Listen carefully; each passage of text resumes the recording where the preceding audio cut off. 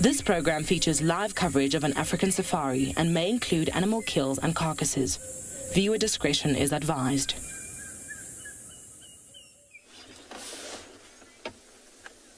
A gorgeous giraffe walking through the plains, or a small open area, rather, not the plains, looking for his females that just wandered off as well.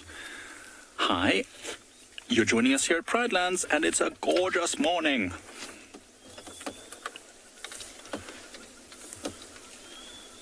And there's his females right over there. Welcome to your safari live from the African bush.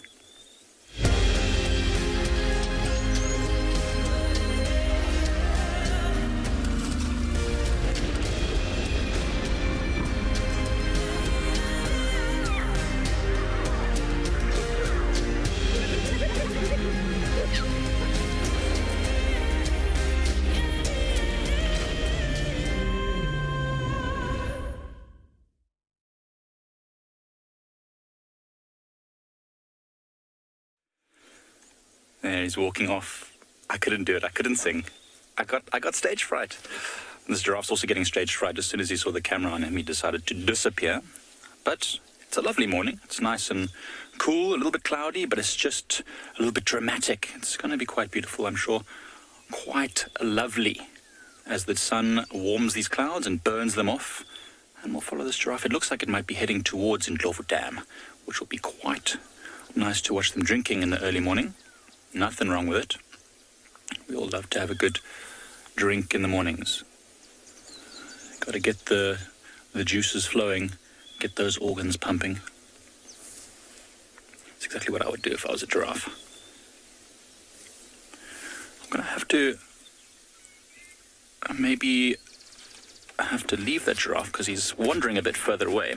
But hi everyone, I'm Mike, and behind the camera is Odie. And you're joining us here at Eco Training's Pridelands Conservancy. And as I said, it is a lovely morning. And we are going to see if we can maybe reposition ourselves just ever so slightly, because there's a giraffe just to our right, which is feeding on the lovely thorny bushes. And we'll try and see if we can keep up with them.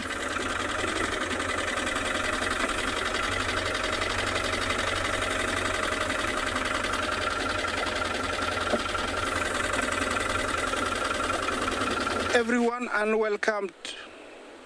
A very good morning, everyone, and welcome to the river. I'm already here.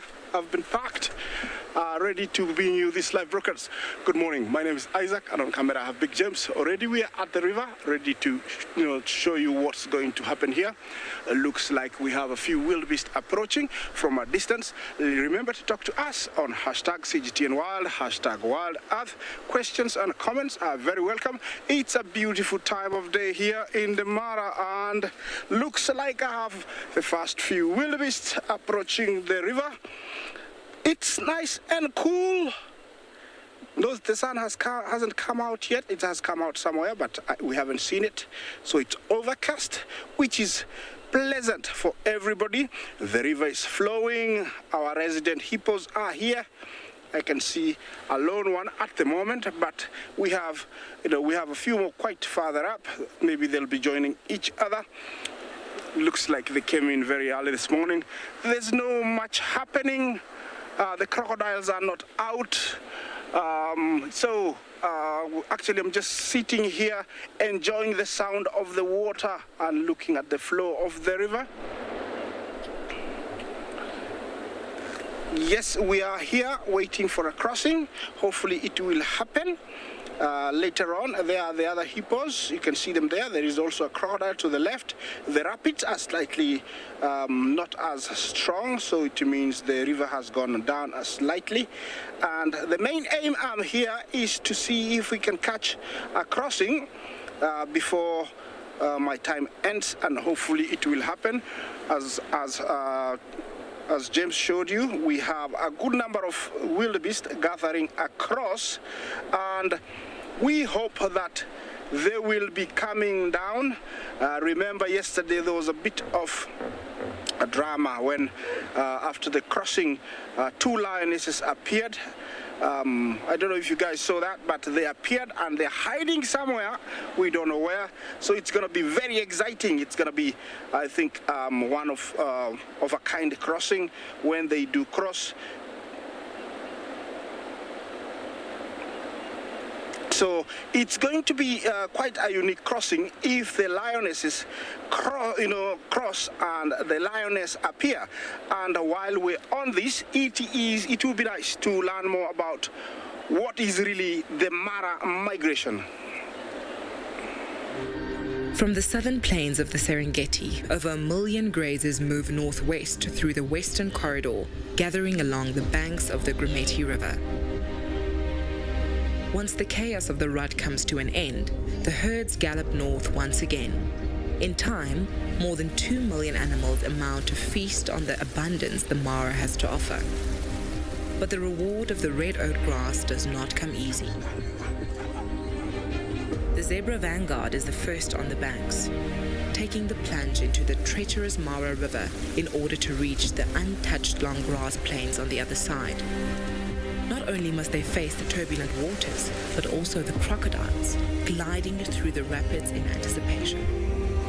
Then comes the body of the migration, the thundering herds of the white-bearded wildebeest, with their bleats echoing through the landscape while in search for greener pastures. Hunger. So too are the lions of the Mara, who patrol the banks of the river. The risks are known, but the herds are determined. All must make the leap. Some will fall, but for the survivors, the lush greenery that awaits is bountiful. And then, as is nature's way, it comes the time to cross the river again as they continue to follow the life-giving storms and nourishing plains.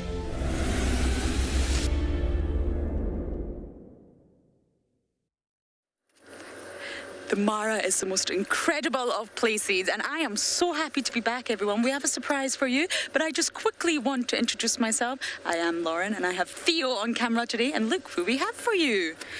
Good morning. There was a small little head, the cubby is there, and with this very, very full belly. My goodness, I have not seen a belly that full in a long time, Corky. What did you eat? Oh, hello. Oh my goodness. Oh, thank you everyone. You're welcoming me back, and I'm glad to be back. It's not chilly at all. It's very pleasant, and this cannot be Corky's cove, everyone. Please tell me I'm imagining things. Theo's saying it's not. It's not. Why have you changed so much? Yes, we all see you. Of course this was going to be the first place I come.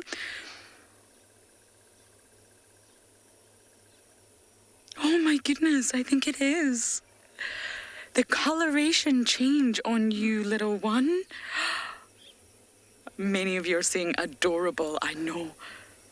The last time I saw this little one was when it was tiny and completely black. I don't know the last time you all saw it, but this little monkey here is changing. And many of you were concerned that it was too small, and yes, it is small, especially in comparison to Corky's little ones. But that's because of the rank of the mother. Although Corky is absolutely ballooning with what could be an elephant inside her tummy right now, Corks will not get as... Oh, there's another hyena incoming. I just want to see this interaction. We may not get a view right now. It's directly over my head. Just want to see what happens here. This is den site number 2, everyone. This is Philemon's Dip Den 2, and my favorite one.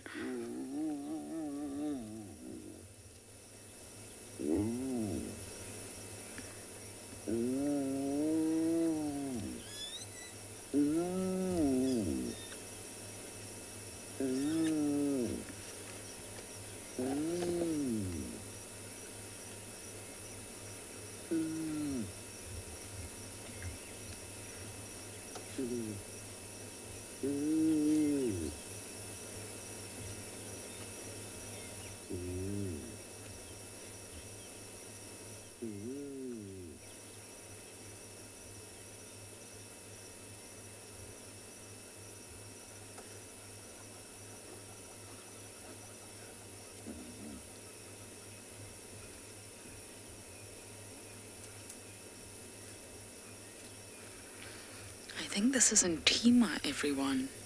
I could be wrong. Please correct me if I am wrong. But Corky did not engage at all there. She is far too full that she can barely move. I can't believe the change in the cub. Oh, tail up, a little bit dominance there from Ntima. There must be activity, I think, at the other den as well. I think that Corky is here and the other ones are at the other den. So I'm going to reposition and enjoy this moment.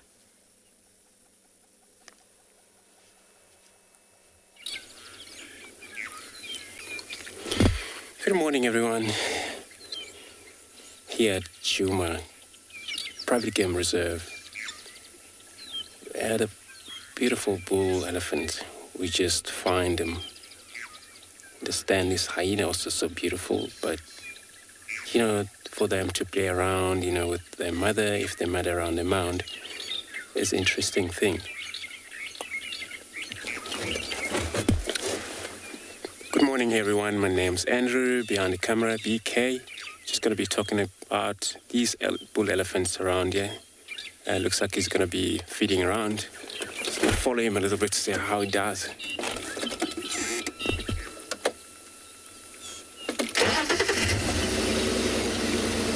Looks like there's a single bull, which often that happen. Male elephants, they are very elusive sometimes. When it comes to a big bull like this, and you operating alone, it happens sometimes the other's not far away. Just gonna see.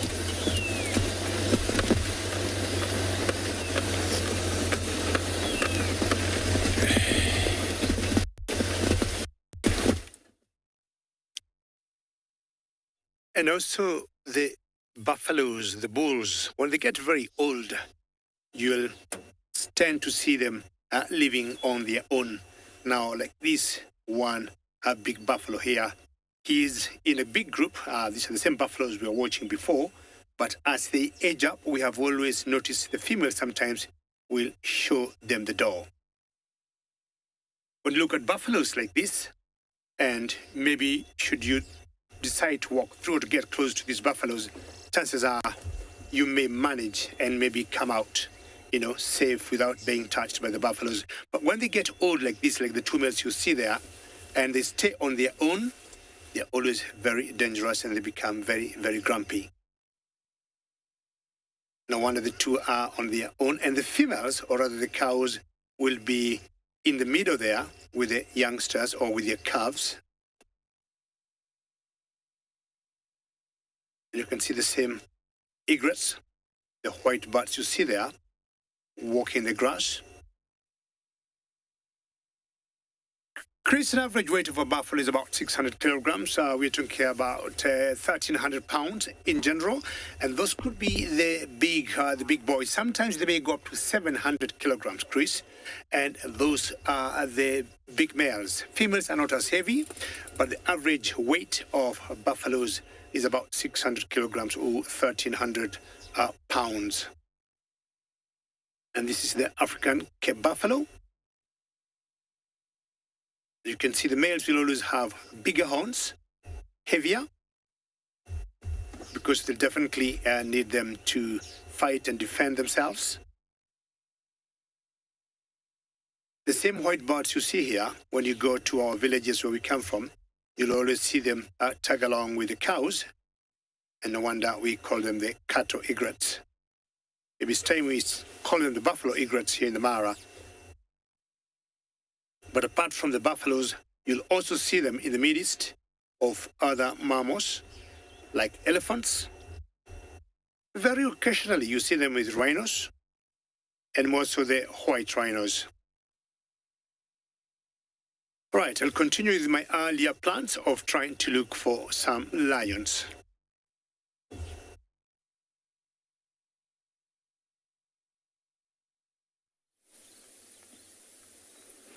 Good morning and welcome to And Beyond Gala. we are sitting here with a leopard feeding in a tree. What a nice thing to find first thing in the morning. My name is Marna, and with me behind the camera is Gert. So, for those of you that tuned in yesterday, you might have seen this leopard in the tree, her and her mother. This is what we're currently looking at, is the cub.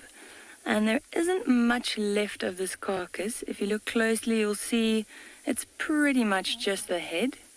We haven't seen the mother yet, but she's probably around here somewhere. Quite surprised that they're still around. We thought that they might finish this last night. Thank you so much for all the the welcome wishes.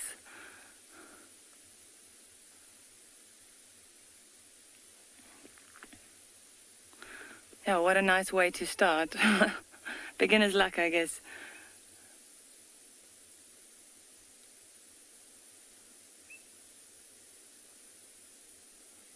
So you can see she's quite aware. She keeps looking around, and there is another vehicle with us in the sighting, and they mentioned that there are 1 or 2 hyenas. Oh, as I said, that there's actually a hyena passing us on the right here.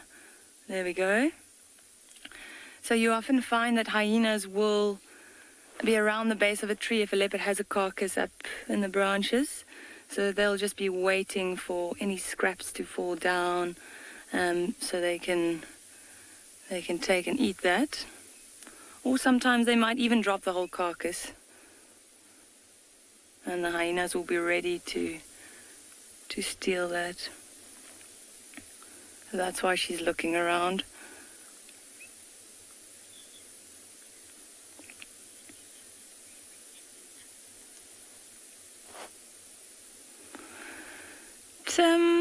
Do I have a favorite leopard at Ngala? I actually do. It's not this one, even though she's also very special. But there is a young male on the property, which we call the Makoti male. If you've been watching this show, I'm sure you would have seen him on air.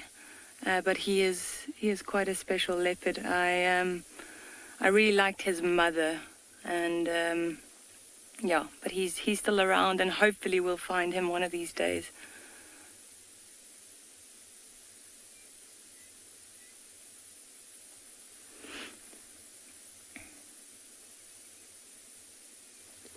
She actually blends in with that tree really, really well. Quite a few hyenas at the base of the tree now. They're just milling around there. I think we'll stick around here and see what happens.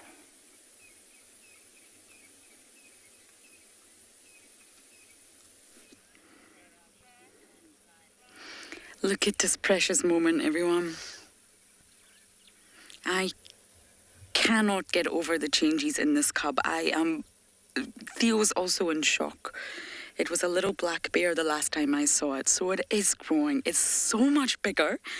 The way it's walking, his whole mobility has changed. His whole sort of movement has changed because it's getting older and it's getting stronger. It's getting lighter.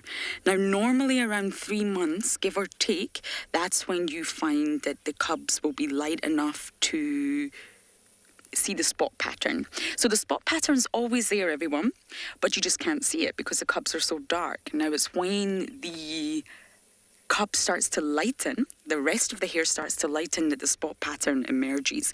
And we actually found, well, Corky's cub was first seen on the 1st of July. And I wonder if it was actually so much younger than we originally... I'm just going to turn that Game Drive radio down, than we originally anticipated. And because Ribbon had 2 already in the den, I'm wondering if that's why we saw this little one a little bit sort of younger than we normally would. Normally a mother would keep the cub stashed at a natal den until 4 weeks, but I'm wondering because Corks is a low ranker, if we actually started to see this one a little bit earlier because she stashed it with the other cubs in order for safety. Corky's a low ranker, remember, the lowest. So the 1st of July, and it's now, of course, the 5th of September. So the cub was already a few weeks old when we first started to see it. This could be approaching the 3-month mark now. You can hear the squittering.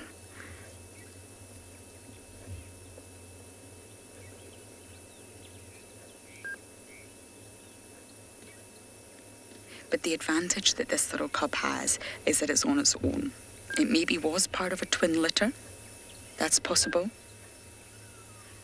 But due to the fact that we only saw one, we can't speculate what happened. Hyenas normally give birth to 2, so it could have had a sibling, it could have had a litter mate who maybe didn't make it.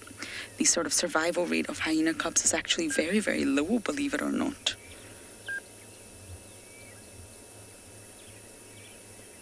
And all the hyenas are full. The other den number 3, is active, but we can't go there right now because there's vehicles there. So everybody's full, so something went down last night. Hey, little one, everyone's saying how cute you are. Look how tall it's getting. Look, its long back legs. I mean, hyenas have a strange body shape anyway, but it's, oh my goodness, I cannot believe this. And you see the spots are just starting to emerge on the neck. Or appear, sorry, emerge is not the right word because they're already there. It won't be long until this entire little body changes colour. If you look at the comparison to Corky, she's very light, with a touch of fawn. Adult hyena. And then, of course, you look at this little one. You can see how dark it is. Oh, this is so precious.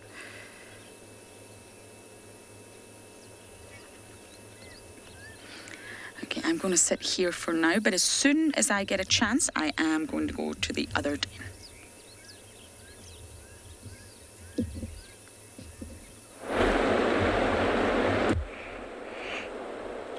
Hello, and welcome back to the Mara River.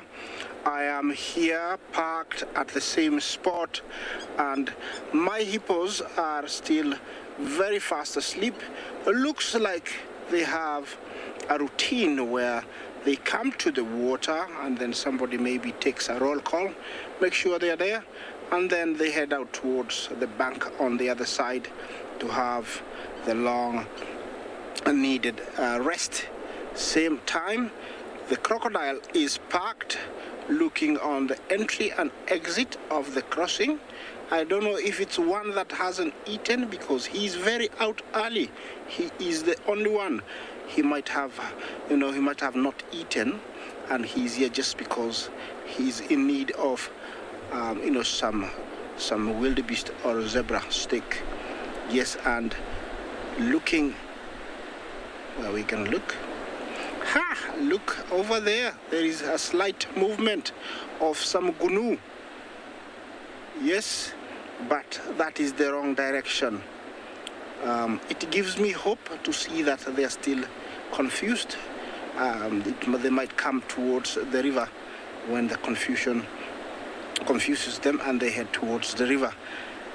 This is a behavior that we see here at the river, where sometimes it looks like they are looking for a volunteer to tell them which direction to go, or a leader to come out and say, it's time to go and we need to cross now.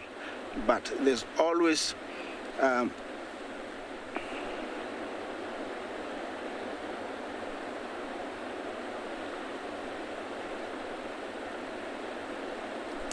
Sky, good morning. I don't know what time it is there. Since we saw them yesterday, there's no guarantee that they are here or not.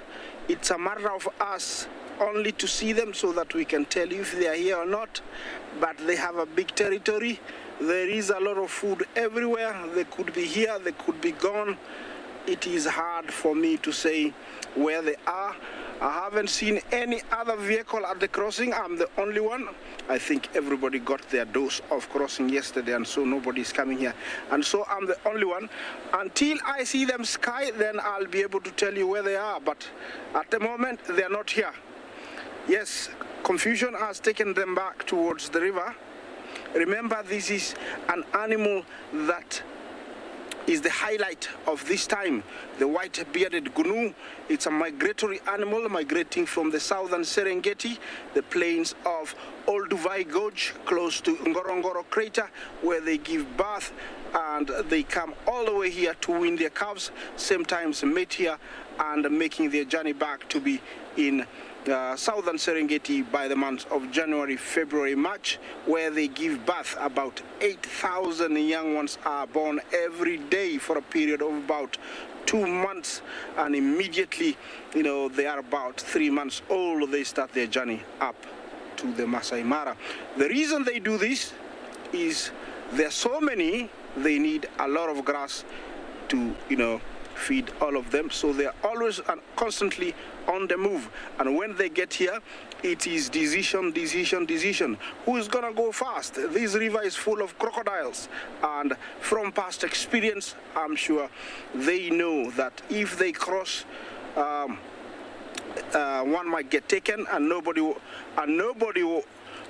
wants to be the one to be taken. So there's always a standoff, a discussion, and it's always very difficult to know when they are going to go until they touch water, and also, it's very difficult to tell what time.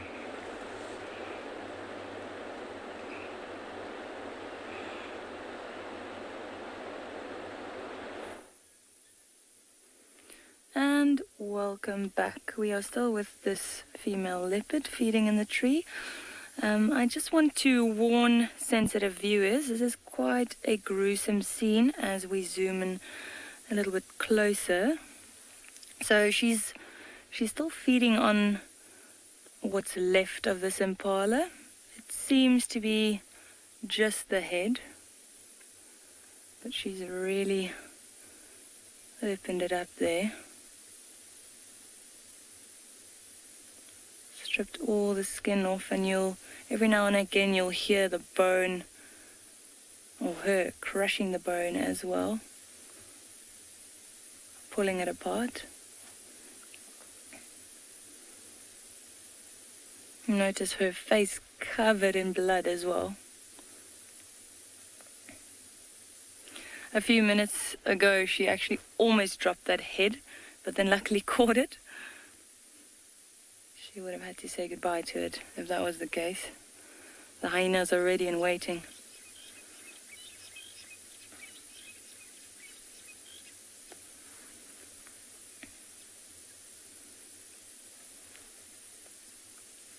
So how we know that this is the cub, as you can see, she is quite big already compared to her mother. You can definitely, when they're next to each other, you can see the size difference. But up in the tree, she actually looks quite big. But how we could tell is we looked at her nose. Now, I don't know if you can see it at the moment, but maybe when she turns her head slightly again, you might be able to see that she's got a pink nose. I know the face is also, there we go, you can just see that her nose is still very pink. So as she ages, that nose will turn black. So her mother's nose is completely black, and that's how you can tell that it's still a young leopard. She's about 1.5 years old at this stage.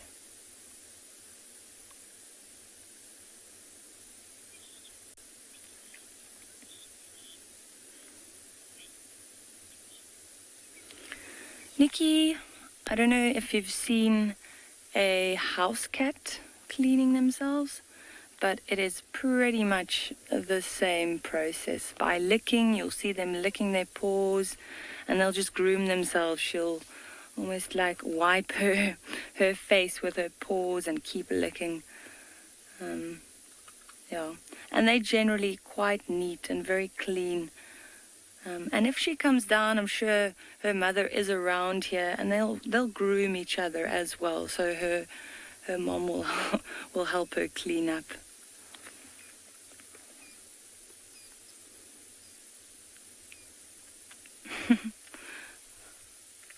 Her tail, the tip of the tail is actually just wrapped around like a little branch there. Just look at that. It's quite a tough spot that she's in as well. And it's amazing how comfortable these leopards are in trees. You can see how she's adjusting the back legs. Ooh, now you can actually, I don't know if you guys can hear that, but you can hear her chewing. Oh, she's got the ear there. Trying to get that down.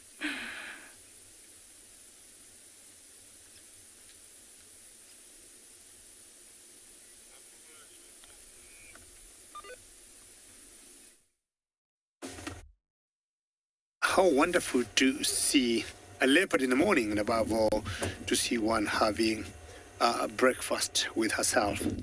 Now, I got an interesting story here, because I got a stock that is not on land, and I'm thinking it's standing on a hippo. If you look carefully, you can see the ears, the eyes of the hippo, and this wood stock here doesn't bother the hippo at all. Which I thought, or which I think is a very interesting relationship they got. We have already seen hippos and crocodiles getting so close by riverbanks or by lakes sometimes. But it's the first time I'm seeing this yellow-billed stock that I guess she is feeding and enjoying the comfort of a hippo's head.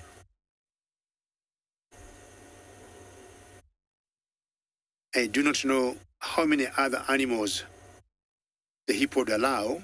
Oops, are you getting too heavy? Hippo, could you have been asleep maybe? Look at her. Look at her just walking, on the body of the back of the hippo.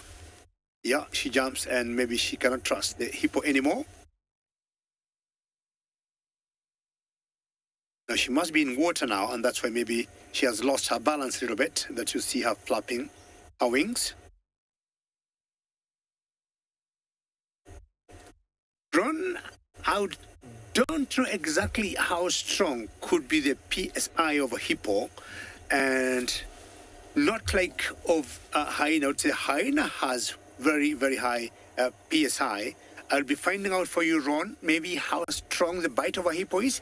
But one of its best defenses, or when it's dealing with its enemies, they bite very hard. With their ivory teeth, which are long and strong, especially the canines, I would say it's quite high. It's quite high. I'll be finding out for you exactly how heavy or how big the bite would be.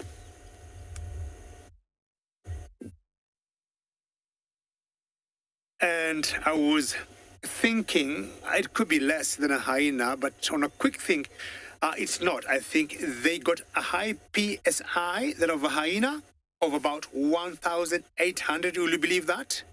1,800, very close to a crocodile, which is about 2,200. So, Ron, imagine 1,800 pounds per square inch on your body. It could very quickly just crush this hornbill here. I mean, 1,800 psi to me is quite high, a lot more than of a hyena. But I think looking at the body size of a hippo, that makes a lot of sense.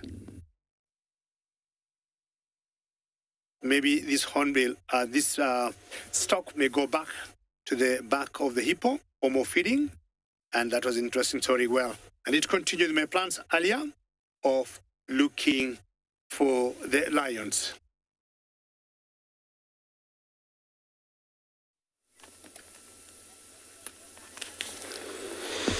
Beautiful. Indeed, with a strong bite of this hippo. And here we got plain zebra. It looks like when we get here, there were also a wildebeest around us. And this is how zebras are all about. Wildebeest, all sorts all about. So these two species, they get along, feed together, and no fight. Which, when it comes to the feeding, is now moving out. so sorry. When it comes to the feeding, it's not such a competition. Which you find zebra, they will prefer tip end of grass, tall, and the wildebeest will go medium, which means if the zebra go first, the wildebeest they will take short then. So there's still no debate on whether somebody is taking a lot of grasses and might not get nothing. But look how the spot of this zebra will blend in.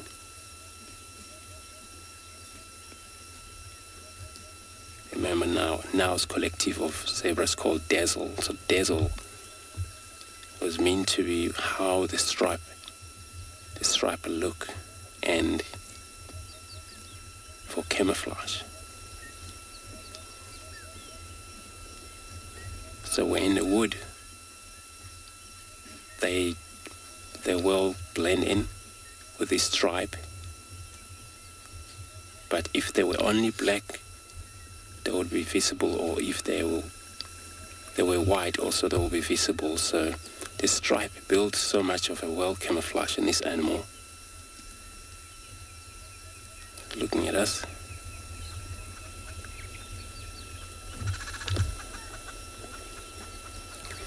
They seem very relaxed, and I don't think they have seen our beautiful Tingana around here. We've been looking this morning, but they seem very, very chill out here. Indeed, zebra is so beautiful. I love zebra as well. Look at these beautiful ears and the mane along that neck standing right up. Indicate that this animal is healthy. Remember, when that mane fall off or fall aside, that animal, is sick, something wrong with it. So mainly this is how you can tell when that animal, it's healthy or not.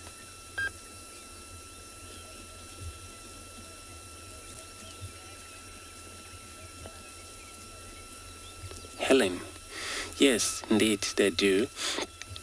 So zebra, they form such a massive group. I've seen a number of probably 30 in one area. But then you have a lot of these stallions, different from different group, but they're not territorial. So there, since the power of this stallion, one is going to be maybe a dominate, or you got few dominate in that mix of the group. But eventually, after that mixture, each group will move on their own, which means each stallion maybe will take on their own group. But yeah, they do form group, and there's no problem about that. They love one another, take care of one another, they even groom one another. So remember, they have both canine and a top canine teeth like horses or donkey. When we leave them,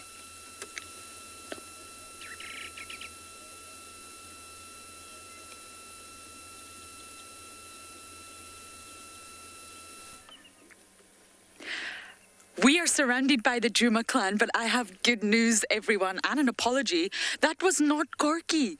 I kept saying to Theo, that's not Corky. It's Heart. That little cub you saw was Heart's first ever cub. It's not Corky's one. I'm so sorry.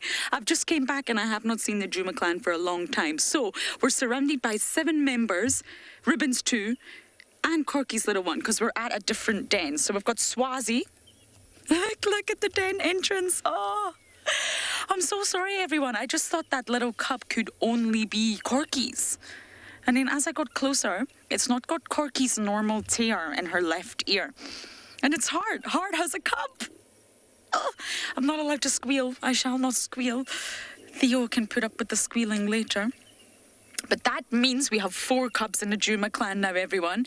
So that little cub that we can't spend time with anymore because there's no adult there is in a different den, and it belongs to Heart, who we believe is number 3 in the hierarchy. It goes from Ribbon at the top. There's Ribbon. Look at her glorious, magnificent physique.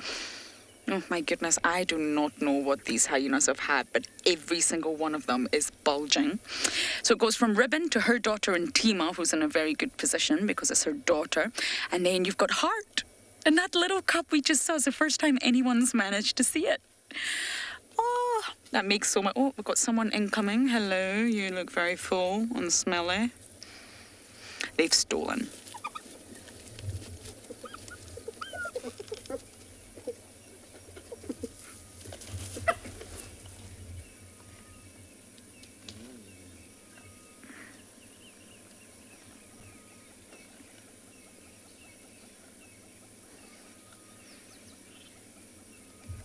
Can you smell that delightful aroma, Theo? Are you enjoying it? It does not smell very good, everyone. So far, we've got Swazi, Ribbon, and Tima, Heart, Mama Heart, and I need to figure out who else we've got. Oh my goodness, the cub is... Oh no, it's going to do what it did the last time. Look, it's trying to take it to the den. Look how big Ribbon's two are getting. Everyone, we've got June. Sorry, June's coming in. June. We've not had June at the den in so long. This one. Nope. Theo, this one. Floppy-eared June. She was seen on the dam cam last night. I have not had a sighting of June at this den. And she's here. This is such an incredible morning. Oh, the cub's about to take it in.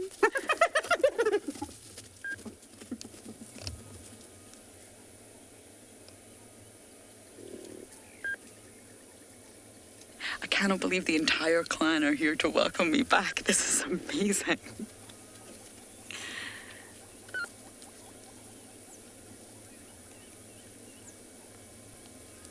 Wow. Little one, I do not recommend you take that inside. That's not going to be pleasant.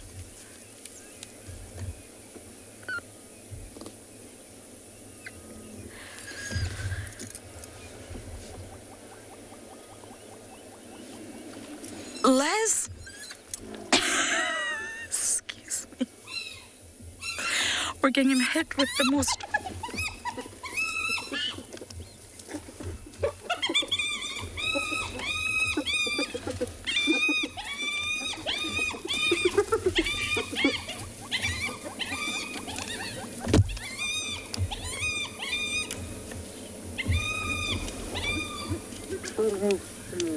Theo, if you thought this was going to be a relaxing morning, you were wrong. My goodness, Ribbon is... Oh, it's a leg. It's a buffalo. It's a buffalo. They've stolen a buffalo. I bet you it was from the lions. There's lion tracks. The Juma crew, the sort of team from Juma are tracking lions. They've stolen a buffalo. That's why they're all so full. Oh my goodness, this is an incredible morning. And the smell is really, I'm definitely not going to eat my peanut butter and banana here, that's for sure. So Les, you were asking about survival rate, I believe. And because of the unique genitals of the female, the sort of pseudo-penis is actually twice as long as in other mammals. So it's obviously not a penis, it's a pseudopenis, and it's twice as long and it's very narrow. It's normally just about 1 inch in diameter. And what that means is there's a high risk for the mothers and high risk for the cubs. And they do say about 60% of the cubs suffocate on their way out. And I'm not sure of the actual percentage for mothers, but a lot of them do die. It's not as high as 60%, that's for sure. But it's such a feat for them to give birth due to these factors that I just mentioned. And the birthing process overall can just be fatal. So there's a very high death rate for first-time mothers, but I'm not actually sure of the percentage. I will try and find that. Ribbon's been very bossy.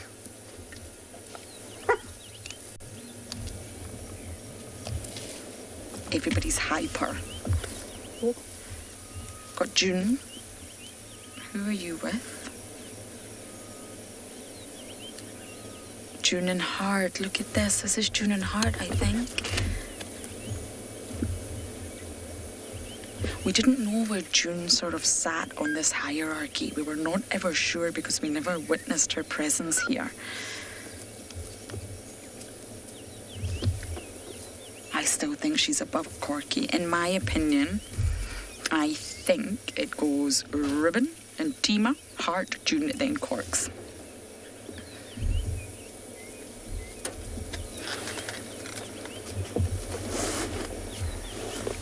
I think this entire clan have devoured a whole buffalo. Theo and I are going to sit here and endure this wonderful smell.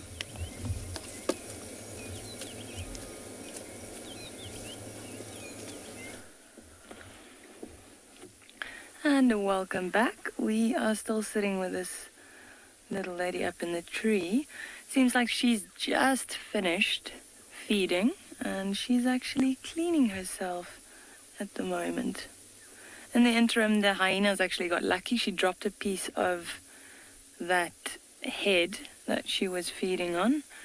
So they also had something to eat.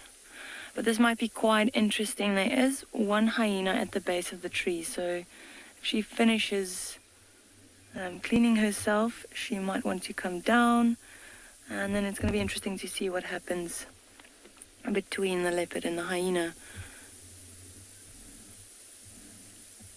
We just noticed that there's the hyena. You can just see the ear through the bushes. Patiently waiting.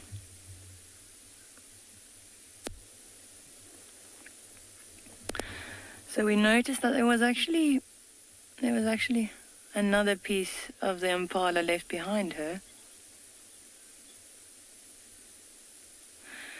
Sky, how did I get into guiding? I've always loved the outdoors, and I used to be an overlanding guide for a few years, and after that I went and worked in an office, and I guess that's where I realized that I needed to be in the bush, and that's the place for me. So after that I decided to go do my field guide training, and here I am. I've been at and beyond Ngala for almost 5 years now.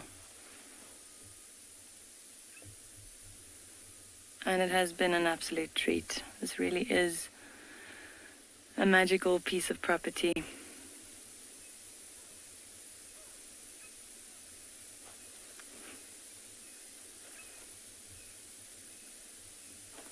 Still just cleaning and grooming herself. That branch she's sitting on is still covered in blood.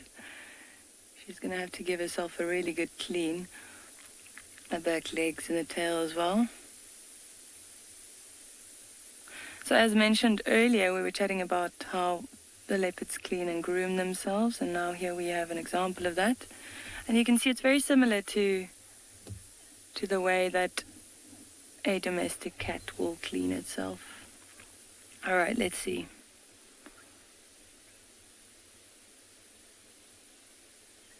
What is she gonna do?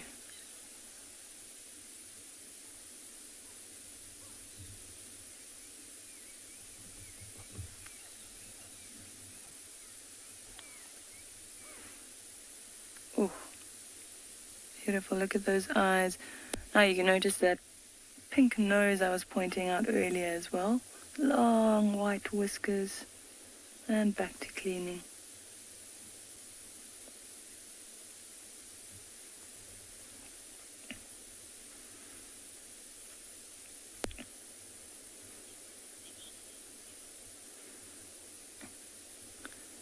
She really is a beautiful leopard, I must agree. But, you know, I think any leopard, leopards are, it's the epitome of beauty, I'd say. I've never met an ugly leopard.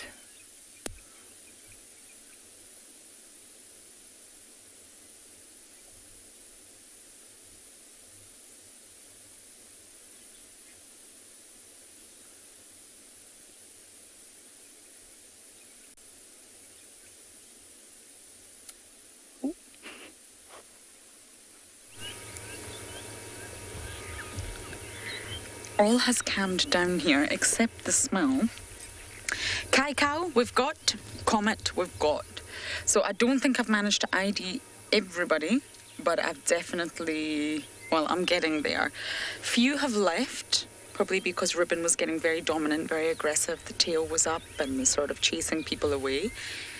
I cannot believe they have a buffalo.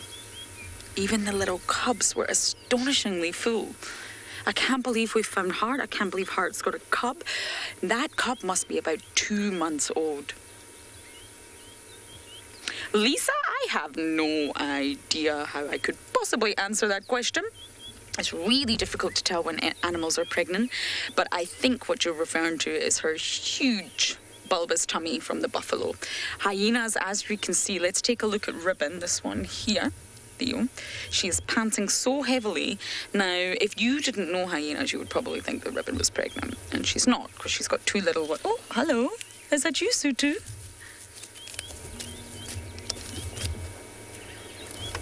No, you're not as full as the others, I must say. We've now got Sutu on the scene. Sutu is June's daughter, actually. This small little one here, not so small, but definitely a sub-adult, is June's daughter. So I really don't think that June is pregnant. She's just incredibly full. Hyenas gorge themselves because they never know when their next meal is coming. So just like us when we're at a big meal and we maybe need to undo that top button or maybe the top 2. It's a similar thing. They're so full, they're going to lie here most of the day. I imagine when it gets hotter, they'll go into the shade, but they're going to be here all day resting and digesting. So I don't think June is pregnant.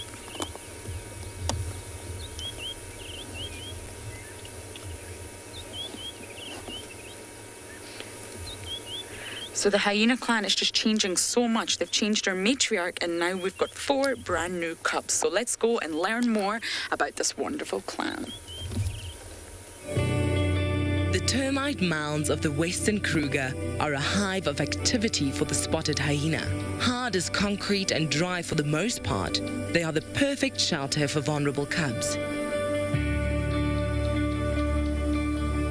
Hyena mothers will move their dens from time to time, often as a result of crowding or unwanted attention from other predators. These dens are unique havens of safety for one of Africa's most versatile carnivores.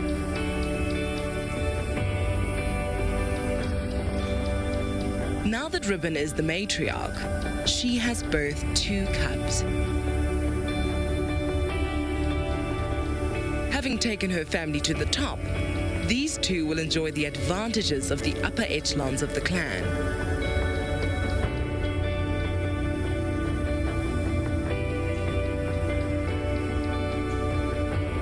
Claiming first dibs on any takeaway meals they can get their paws on.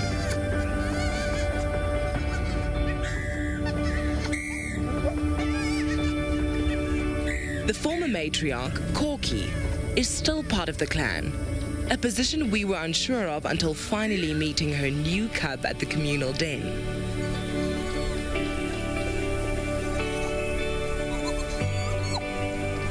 Now a subordinate female, she may feed away from the den, bringing food to her cub in the form of milk.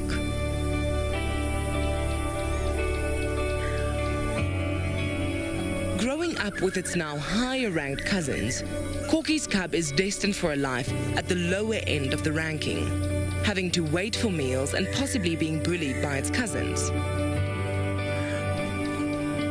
For now, these cubs seem to be getting along just fine, but only time will tell how the hierarchical structure of this clan will impact their relationship.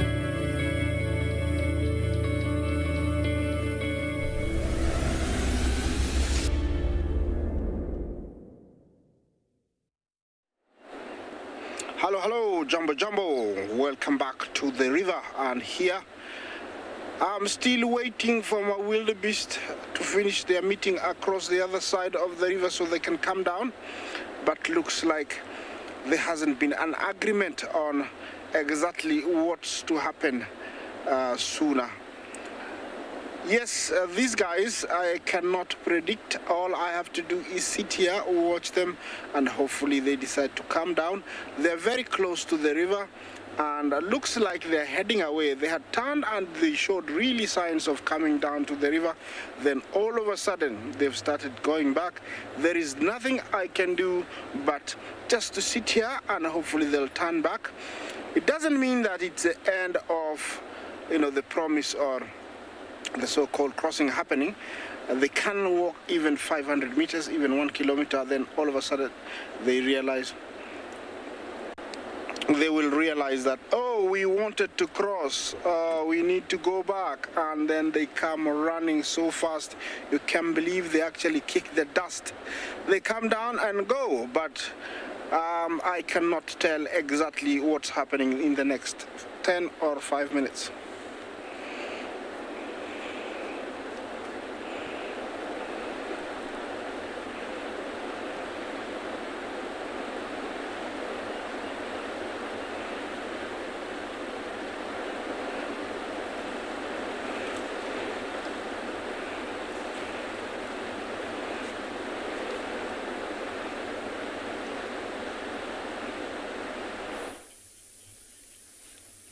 And welcome back. We are still with the leopard, and you've just tuned in on at the right moment. She has finished grooming, and she is now coming down the tree. Still see the tail there. She has been moving around, kind of calculating her next move. Look at that. Holding on with those sharp claws of hers.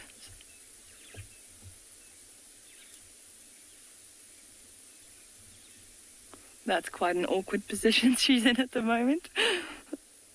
Oh, and the hyena is right below her. I think that's why she's pausing, just calculating her next move. Let's see what she does. When she was still a little bit higher up, she was calling, so we think she was calling her mother. We haven't seen the mom yet.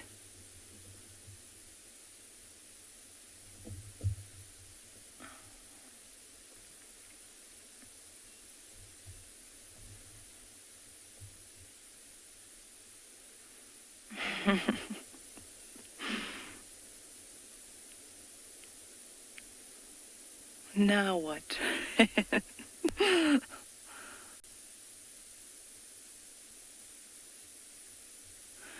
So the hyenas aren't phased though. The hyena that's below her is, well, kind of looks like it's fast asleep. But I'm sure when she jumps down, it'll get up.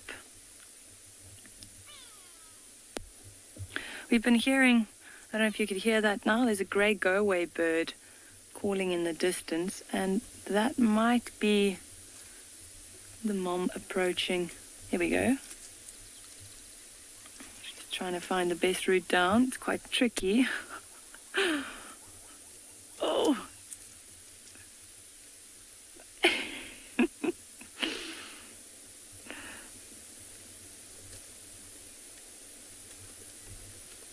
Oh, jeez. She's like an acrobat.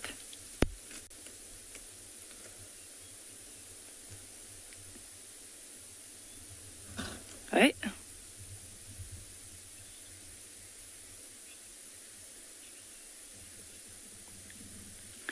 Kathy, can they ever fall out of the trees? They surely can. But in general, leopards are quite sure-footed. I have seen a leopard fall out of a tree, but he seemed okay after the fall. But in general, they're quite comfortable up in trees, and yeah, they usually manage to hold their balance quite well. Well, she just growled at the hyena and then decided not to go down. Like I said, the hyena's not phased at all.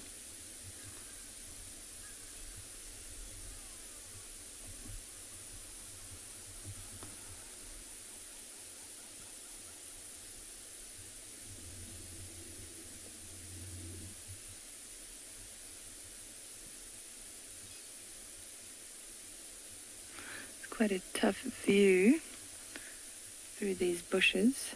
Let's see, looking at us now.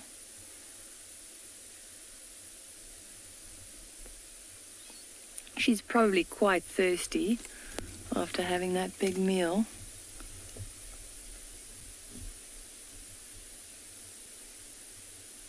Come on, jump down. There we go.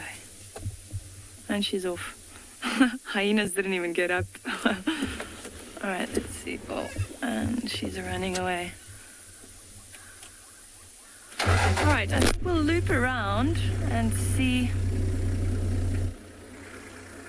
if we can keep up with her. Maybe she'll join up with her mother.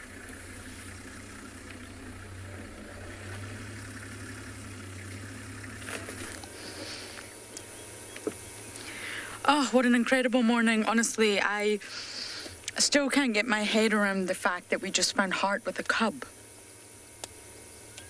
Really, and I just automatically assumed it would be Corky. We've spoke about Heart a lot. This will be Heart's first cub, and she's obviously in a very good position in the clan now because she's very, very close with Ribbon and with two of the little ones. So she's in a very sort of good state. She's not the most dominant, but she's still high ranking. And she's actually the daughter of Gwen, an old hyena who's no longer with us. And Soul is Heart's litter mate. Soul has now joined the Elephant's Plains clan. He's a male, so he's gone, but we still sometimes see him. And we think that Heart was born around February 2015. So that would make Heart 5 now. Yes, a little over 5. So she should be having cubs. Maybe she's had a litter before that we didn't realize and she lost them. That's very, very possible. And there was a little bit of recovery time. So we've now got Heart's cub at a different den who is not with these ones. So the mystery continues. We've got Ngwazi and Shimbulu here, who we first found on the 27th of March. Very, very young. So April, May, June, July, August, September. There we go, Lauren. Very quick maths. Almost 6 months. So they're getting very old and they're huge. Then we've got Corky's little one inside who's tiny. Now, what I think has happened here, and this is just my opinion, is that we found Corky's cub far too young. I think Corky, because of her position, actually used this den, Philemon's Dip Den 3, as her natal den, which is not normal. The reason we've not seen Heart's cub is because it was probably stashed in a natal den and she's only just starting to introduce it now. So I think Corky had this cub very sort of secretly and then stashed it in this den to become the natal den, which means when we first saw Corky's cub, it was very, very young. It was definitely under the normal 4-week mark. It possibly could have only been 1 or 2 weeks. So one, that's another reason it's so small. And the second reason is Corky is just at the bottom of the pile, and that's just how it is. Her milk will be nowhere near nutritious or delicious as the other hyenas. It's not getting strong enough.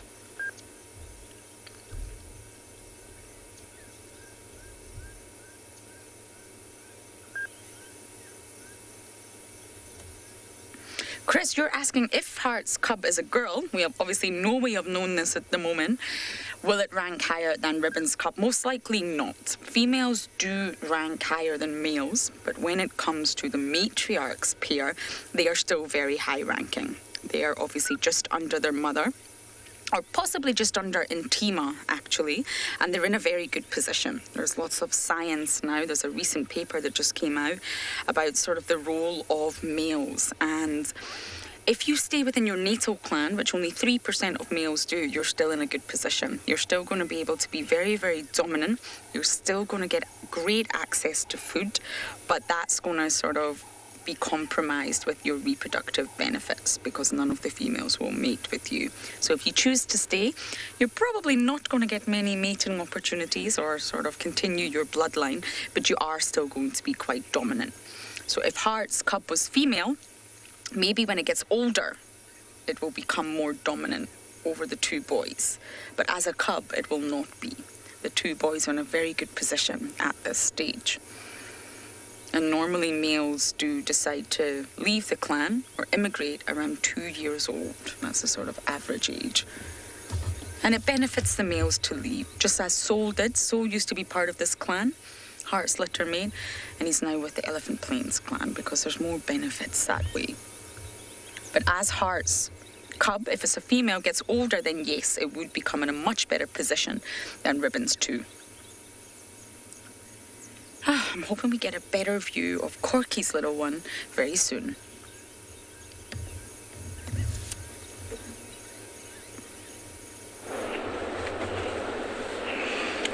Welcome back to the river, everyone, and there hasn't been much progress, although it doesn't mean that it's the end of the world and there is no crossing. It means it's just this minute. The next minute can totally be very, very different.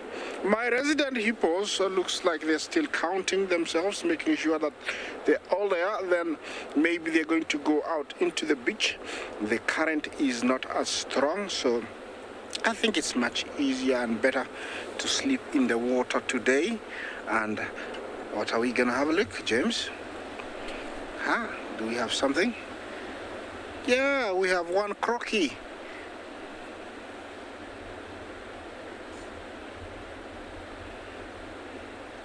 Warren, good morning, how are you? You ask how many, or what type of fish we find in the Mara River. I think I have counted about 5. We get silverfish. It's a sort of tilapia-like, very silverish on the scales, but very bony to eat. We got the long-snouted fish, or the elephant fish. It's got a very funny-looking long snout. It's pointed downwards, so I think it's a bottom feeder. We have the catfish. We have the mudfish. And then what else do we have? I think there's one more that I've forgotten, but I had done a research sometimes, and there were 5, but I've mentioned 4. I will remember the last one. It's been a long time since anybody asked me that question, but those are the kind of fish we find here. And I tell you, the catfish here are so big, it's unbelievable. I once saw a carcass where the crocodiles were feeding. Then all of a sudden a crocodile just shot up, and it had this enormous gigantic catfish. I think it was about 4 feet, must have weighed maybe even 14-15 kilos. It was huge. So they are very big because there is enough to eat here. There is a lot of food to eat for them here. They eat meat as well as a lot of droppings from the hippos. Yes, I have a crocodile there, and I think he's the first of many that we're going to see. He's come out to get some much needed sun. They're cold-blooded. They need to warm their body temperatures so that they can be able to move much faster. I don't know what's happening, but let's have a look. Oh, we have 2 more. They just came out while I couldn't see. 3 actually. Look at those monsters. They 3, 4. Yes, they're 4. Look at the sizes of these guys. They've been eating so well. This is one Nile crocodile. It's one native to East Africa. It's the only one of its kind we find here, and they get so big, they're intimidating. They can weigh up to a ton and can be as long as almost 21 feet. These guys are the real predators of these rivers, especially the Mara River. And over where I am, they're in big numbers. We're just seeing about 5 there, or 5, yeah. But I tell you, there's so many. It's unbelievable. And they've been eating so well. But to the left there, I have cattle egret and a spawing plover. They're happy to be very close to the crocs because they're not on the menu. They're too small to be eaten. But I'm sure they're eating maybe scraps dropped by the wildebeest while running. They might have dropped some ticks or other things. Yeah. Yes, I'm gonna keep watching this spawing plover and these crocodiles and wait for something to happen.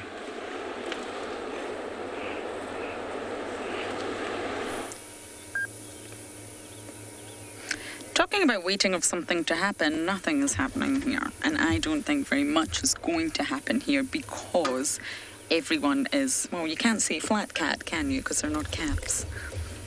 No, they're hyenas.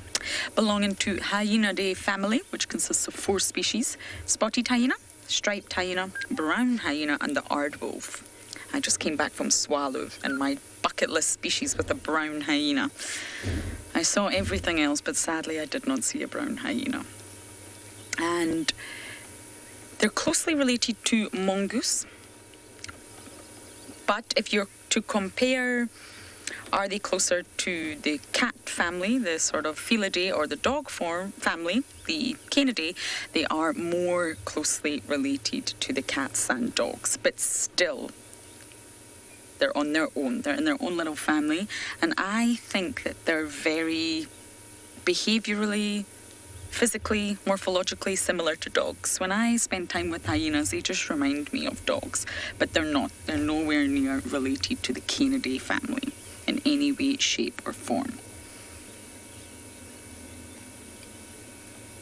Cannot believe how big their bellies are. And it makes sense. I started to see all these hyenas. This would not be from an impala. If you like, this full bellies is from the buffalo. So I have a quiz for you all. Are you ready? Now, as you know, hyenas are all ranked on a hierarchy.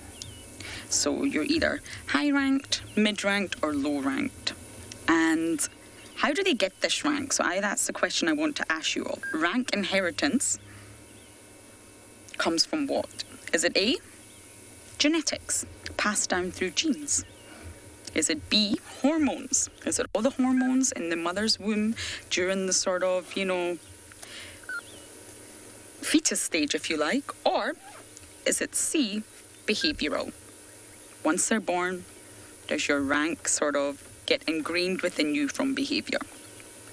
So, rank inheritance comes from A, genes, B, hormones, or is it C, behavioral?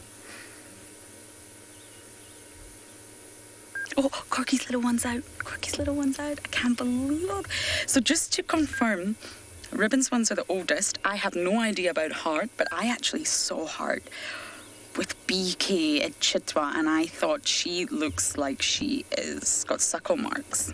Full belly, big pronounced nipples and suckle marks. I thought she was pregnant way back then. But Heart's cub, judging by the size and appearance of it, has to be at least 2 months old. So Corky's little one is still the youngest and obviously formed an amazing friendship with Ribbons too. So it's going to be really interesting to see the interaction when Heart eventually brings her little one here. We know that Ribbon's boys are both males, but I want to know the sex of Corky's little one. I just don't think it's going to be possible at this stage. Ribbon, my dear, are you struggling?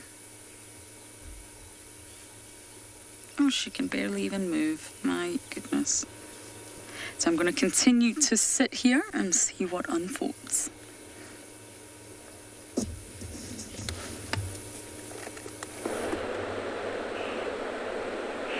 Okay, welcome back to my crock pack, and looks like I have lost one. Now I have only about 4. I think I had one more, if I'm not wrong.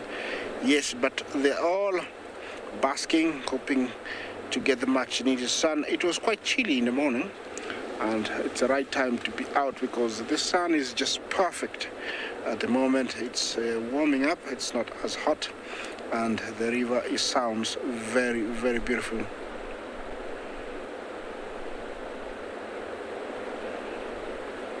Francesca, good morning. It's morning here. We say jambo in Swahili. That is the national language. You ask, how long the migration lasts. From the beginning to the end, it lasts about 3 months here in the Masai Mara.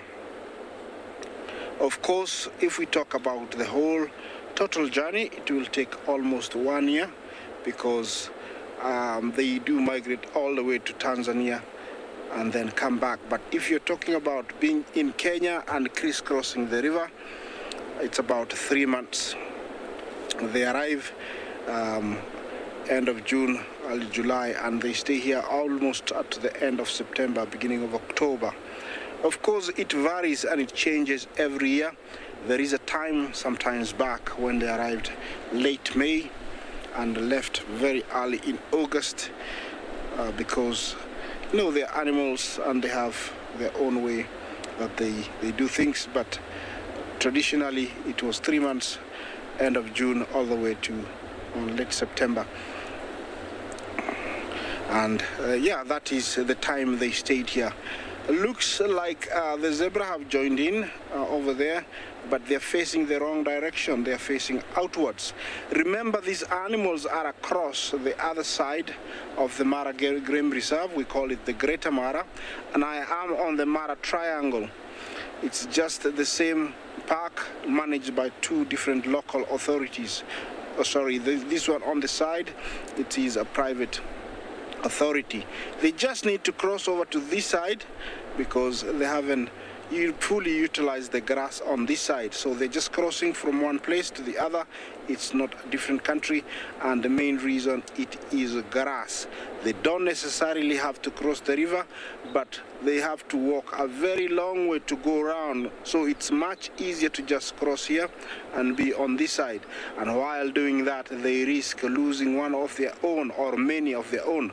Apart from being killed by hippos, they also can break their legs, they can drown, they can be washed downstream, because this river sometimes, you know, it changes the levels and it can be very, very strong. Yeah, back to our hippos. It looks like there is one with a very bad wound over there, but it's healing. Could have been caused by a bull, you know, fighting over mating rights. They are vicious and aggressive towards each other, hippos.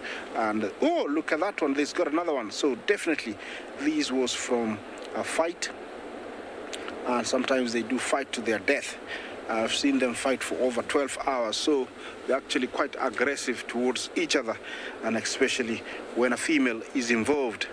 These guys, you know, they stay in water during the day, only venturing to the, you know, in the night to go graze. They actually live quite long, almost about 40 years, and that, I think that is in captivity. So it's a long time. Yes, although they look very cuddly and pig-like, this is one of the biggest killers in Africa. I think they compete, you know, with the mosquito.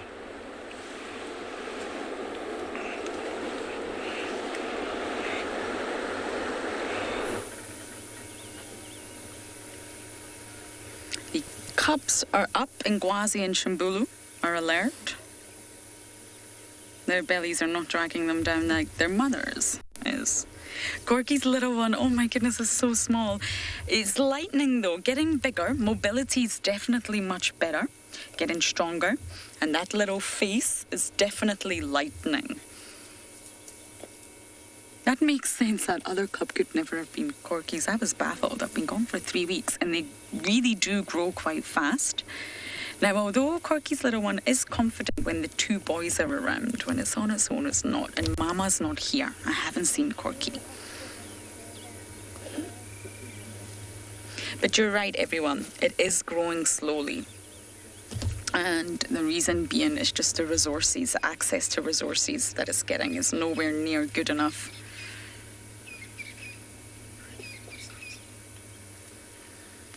I think we should get round to the quiz answers, everyone.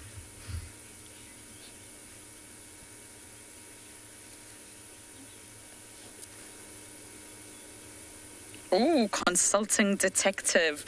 Trust you to ask that. You're asking, is all of the above an option? Sadly not, consultant detective. They were all theories at one point in time, but they have definitely managed to conclude, if that makes sense. There's definitely an answer out of all 3 of those options.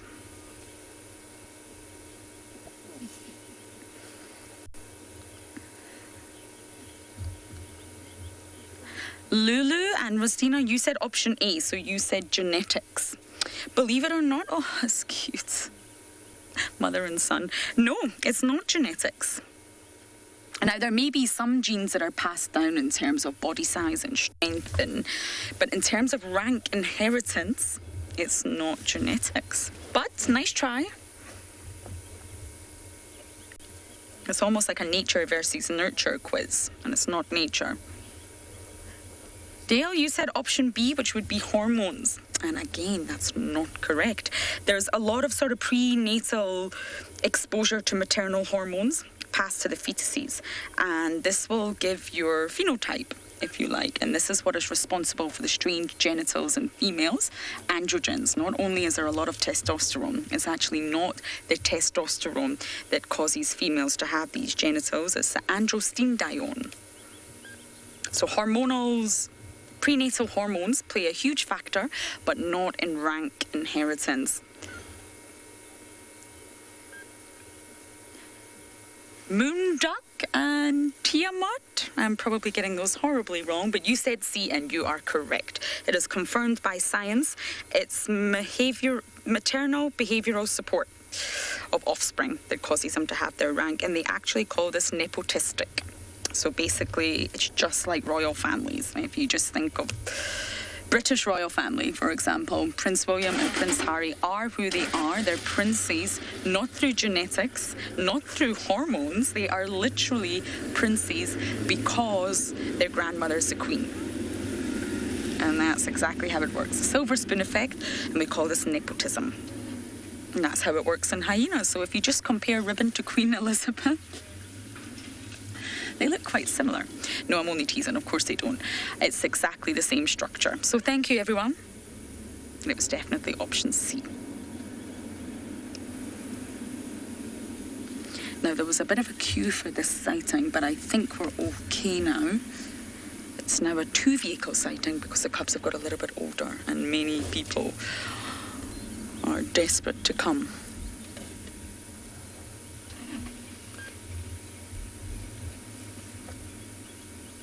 Amy, age 11, you're asking how old is Heart? Heart is 5. She is a little over 5 years old, and it's actually been a question on many of our sort of tongues. Why has she not had a litter yet? So it really makes sense. We've been talking about Heart for a long time, and I really was convinced that I saw her with suckle marks quite a while ago. And then, of course, you doubt yourself. You think, oh, no, maybe I was wrong. It was just a full belly and the strange genitals. But she's got a cub that's definitely 2 months old now, for sure. So normally, after 4 weeks, they introduce the cubs to the rest of the clan. Because there's already cubs, I think Heart's kept hers a little bit further apart than normal. And it's a gestation period of 16 weeks. Hyenas are pregnant for 4 months.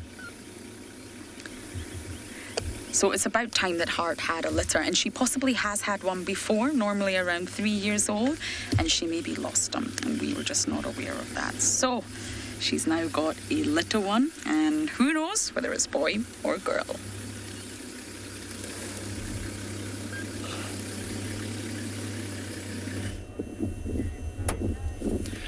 I'm sure before long, Lauren will be able to identify the sex of that young one and to know that it'll be a boy or a girl. Moving to some Thompson gazelles. My plans for the looking for lions are still there, but I thought let's first stop here and I show you some Thompson gazelles. When we started, it was a bit overcast, but now we have the very best weather for the morning. Getting sunny, warming up, and you can tell these Tommies, which normally prefer to eat short grass, are having the best of the world.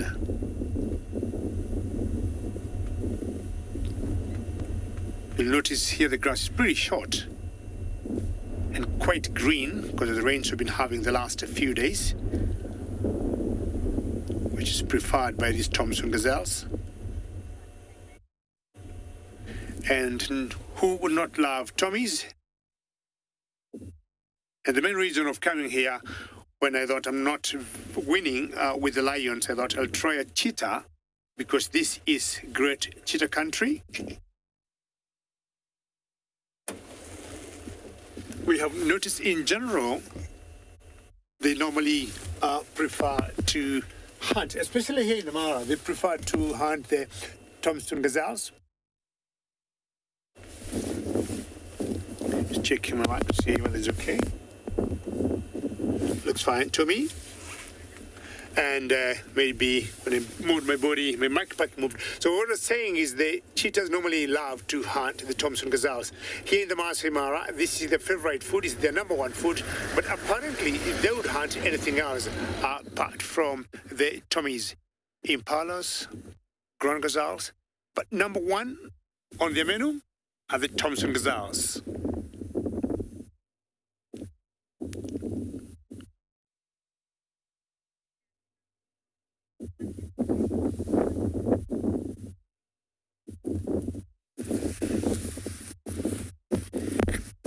They'll be in small little herds of anything from 5, sometimes up to 50. Tommy, good question there, and you're asking the group of gazelles. We normally say a herd of gazelles, but sometimes, Tommy, we also say a tribe of gazelles. But in general, most of the herbivores, Tommy, we'll just call them herds. But for Tommies, if you'd like, Tommy, you can also say a tribe of gazelles. It's very interesting how people have come up with their collective nouns. But Tommies, I think a tribe of Tommies would be good, or just a herd of gazelles would be fine.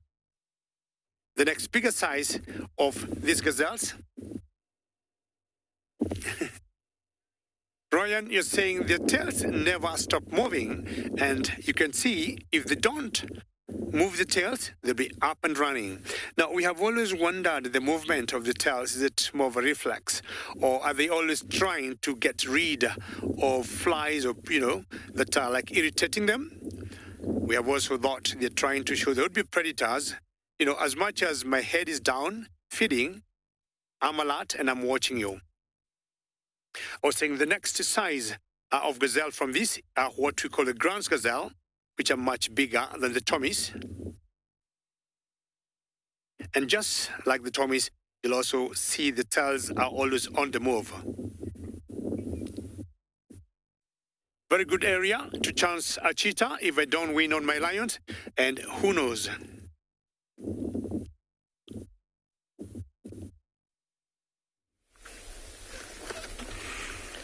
Good morning and a very warm welcome to A&B on Pinder Private Game Reserve. We're a little late to the party this morning, but look at what we've found.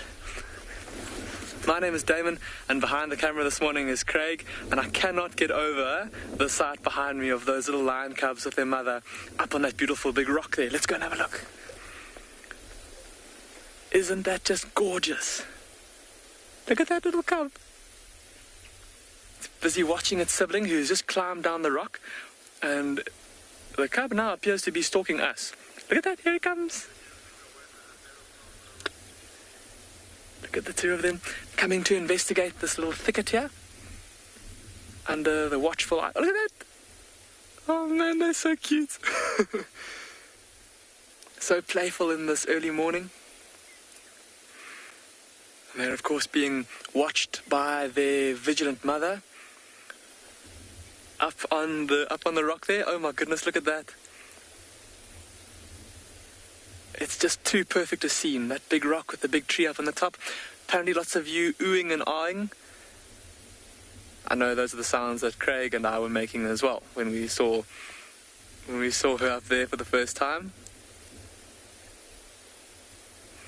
We were a little bit worried when we first got here. Another vehicle had let us know about this lioness and her youngsters being here. And we found them, but it appeared that the youngsters had been left by their mother, and we just waited for a minute or two, and then Mum reappeared, so it's all good for us to be here. Of course, with the youngsters being this small, we have to be very careful around them. But if Mum's here, it affords the cubs they feel safe, and that's why they're playing, that's why they're moving around. And they're still busy investigating that thicket there. I wonder if they maybe heard some scampering in there, maybe a little lizard or a little mouse scurrying around in the undergrowth.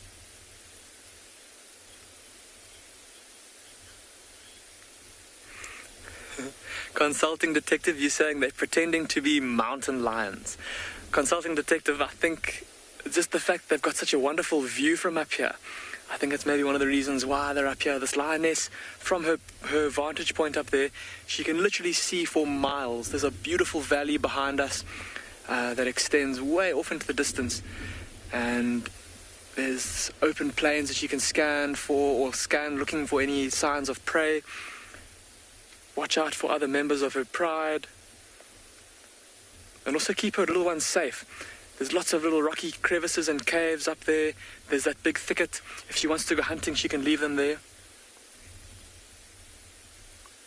Riley, you're asking how many different lion prides there are here at Ambionpinda. Riley, there are 3. So this lioness here, she belongs to the pride that lives in the far south and southwest of the reserve, which is called the Bayala pride. And then there's a pride that neighbors them to the north and to the east, and that is the mountain pride. And then far up in the north of the reserve, Riley, we have the pride called the North Pride.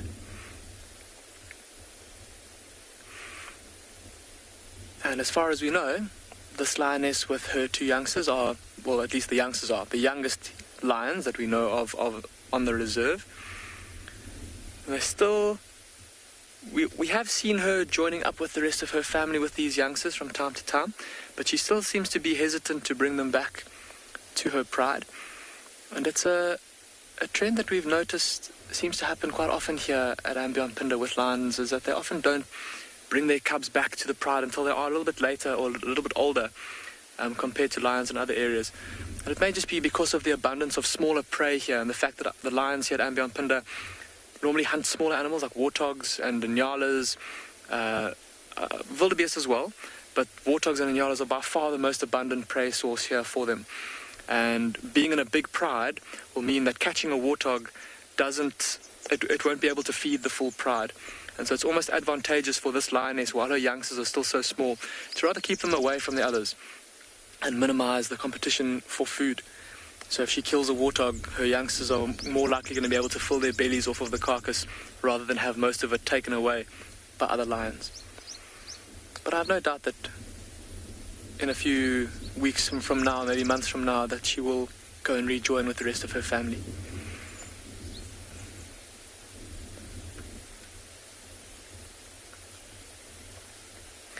Craig and I are going to sit here, and hopefully those little cubs are going to come out and start playing a bit more, and if they do, we'll be sure to let you know.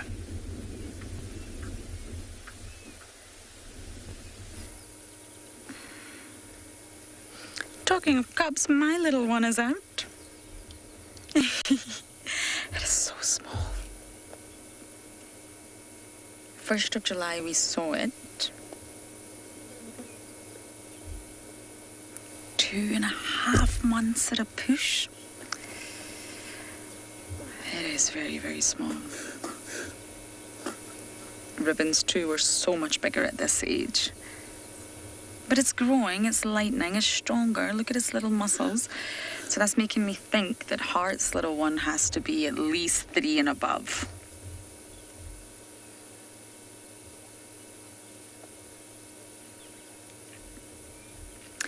Janice, I touched on this just a little bit. Now, I'm not entirely sure what's going on with the Juma clan because Heart is definitely, well, she does have a really good relationship with Ribbon and Intima. They've always been very close, even when Ribbon was at the bottom. So it puts her in a really, really good position. There's a great paper on social alliances in hyenas, and it does say that they maintain their friendships, if you like, and I'm using the word friendship a little bit loosely. But normally they keep their cub in a natal den completely on its own. Obviously, if it's got a litter mate, then they'll be together for 4 weeks. And then they will take it to a communal den, anywhere between 1 month and 8 months. So I think what's happened here is that Heart is aware that this den is very busy. There's 3 cubs inside.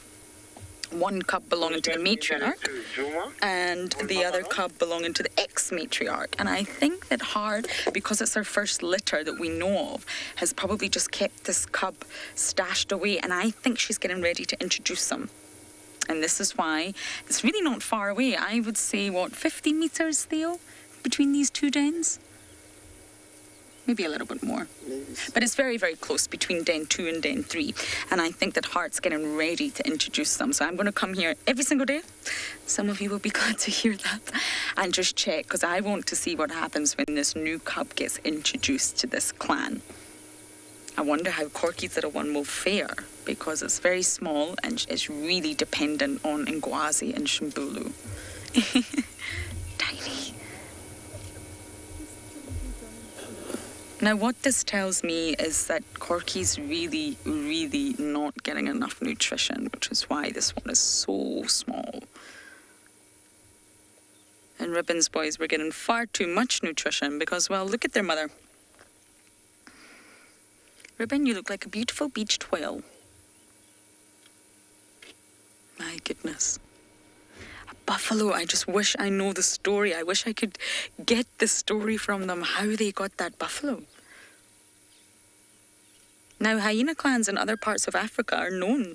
Some are known to take down buffalo. But I have a funny feeling this was stolen somehow.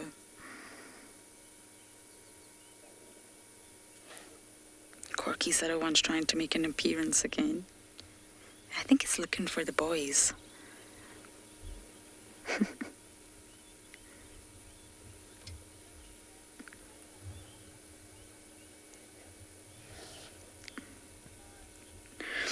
Marlene, if it's a mother choosing a natal den, then it's up to the mother. They do tend to, hello, they do tend to choose dens that have been used before. It's almost like they have a network of dens. They're not restricted to that, but they have a network of dens that they know are safe and that fall within the Juma clan territory. Oh, look at that. So sweet. But when it comes to the communal den, it's normally the matriarch. So it's really normally Ribbon. If she starts to decide that she wants to shift her cubs, everyone else will follow. And this is very much a communal den now. We've seen all of them do the toilet. We've seen all of them anal paste. The males are welcome. So it's very much a communal den. And as soon as Ribbon decides to change that, the rest will follow. But a new mother who's giving birth can choose any den. And it's a very sort of secretive affair due to the high risk involved. We were just very lucky when we found Ribbon that day. Really, really lucky. I look back on the footage all the time just to see how small Shimbulu and Ngwazi were at one stage in their life.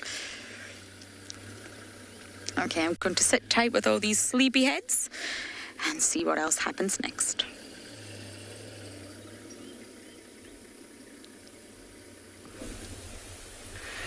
Welcome back, you've joined us just in time. Look at the little cub coming to greet its mum. Oh, that wasn't a very nice greeting, just walked straight past her. But let's see what it does. There's a couple of trees growing out of that rock there. Wouldn't that be amazing if those little cubs go and start to clamber around up in the trees? Here comes the second cub. Also brushing straight past mum.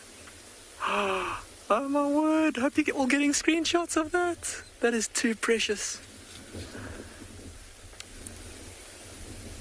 I'm very sorry, but I have to do it. This reminds me of that scene from Lion King with Nala busy cleaning young Simba. Also up on the beautiful big rock. I had to go there. It's just too perfect a scene. And a big yawn from Mum. So look at those cubs still busily exploring their surroundings. There's lots of thickets up there for them to go looking around in. Like I said, there could be little lizards and stuff clambering around in the crevices up there. Maybe even a little sengi, a little elephant shrew, some little rodents. Lots of exploring for those little cubs to do. I think they've just gone around the other side of the thicket for now. And I'm sure that they'll sooner or later come back around to this side where Mum is. For the time being, she seems to be quite... never mind. Obviously deciding that she needs to go and investigate where her little ones have gone. See her mammary glands still quite swollen and with little stains around them, showing that she is still suckling these little ones. Digging her claws into that tree. And listen to the little contact calls she's making. Calling to her cubs.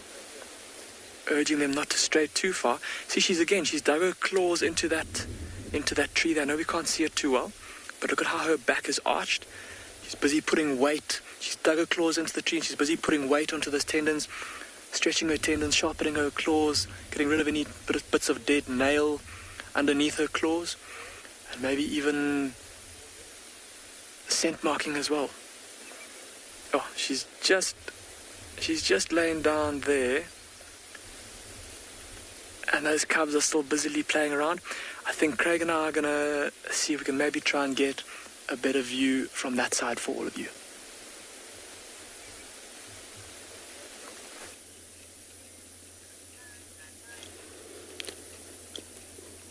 Now we come back to Mlawadi River, and we thought we were going to find our beautiful leopard track Dingana since he was seen in that area, and now we pick up spotted eagle owl.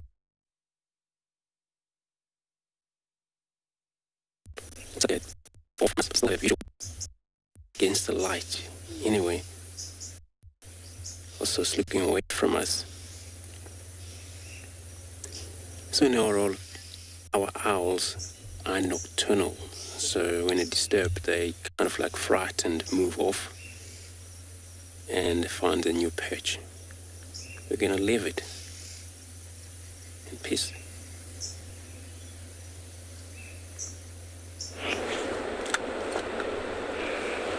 Welcome back. Jambo. Welcome back to the river. And I have more hippos now. Looks like I had about 7, now I have about 10. And they're very happy. They're all arriving. I'm waiting for them to head out into their little resting area, the beach. And so I can actually keep, try and get my inventory. See how many there are. You see, hippos stay in the water most of the day.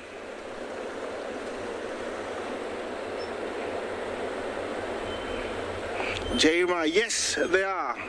They are not reptiles, they are mammals. The main reason they stay in the water, it's only that their skin is not fully developed, so it lacks the capacity to be able to withstand extreme sunlight. So, being in the water maintains the skin and keep it moist, and also keeps it from cracking, sunburning, all those things. So they stay in the water. That's the only thing. But they are mammals, and they're warm-blooded, and they feed on grass, but they are nocturnal. It's rather interesting, to have such a big animal in the water. Here we have a cold-blooded one, the famous Nile crocodile. I think the name derives from this, they came from the Nile, I think, and found their way all the way here. And these are monsters of this river, the real predators of this river. They keep everything in check, from fish to all mammals that crisscross and drink along this river. Of course, if there wasn't for crocodile, I think we'd be swimming there every day and we'll be darting the water. So it's nice to have somebody to check on the water and to be the guardian of the water. Yes, these are Nile crocodiles, and they have been known to live up to around 80 years, and they breed in water. Usually males are territorial. They could have a territory of up to around maybe 300, 400 meters stretch in the water, and she will mate with females in water. For how long they stay in season, females, I don't know, but after mating, the female finds an appropriate spot just on the banks where she digs a hole almost 1.5 feet and lays up to 60 eggs. She will bury them and protect them with all her might and power. She is so aggressive. They will chase you away. I have been chased a few times trying to go to the bush and noticingly not knowing that there's a crocodile, and I hear this hissing and they come running after you. So I've seen them protecting that nest. When they hatch, they come out in their numbers, and immediately the mother ushers them into the water using her mouth. She carries them and she stays very close to them. Every time there is a threat, they will run towards her and she opens her mouth, or they go on her back. So they are very protective. That is a little one. It's rare to see this size because they are cannibals. They feed on one another. So it's a nice size to see. You always see the big ones. You never see the small ones.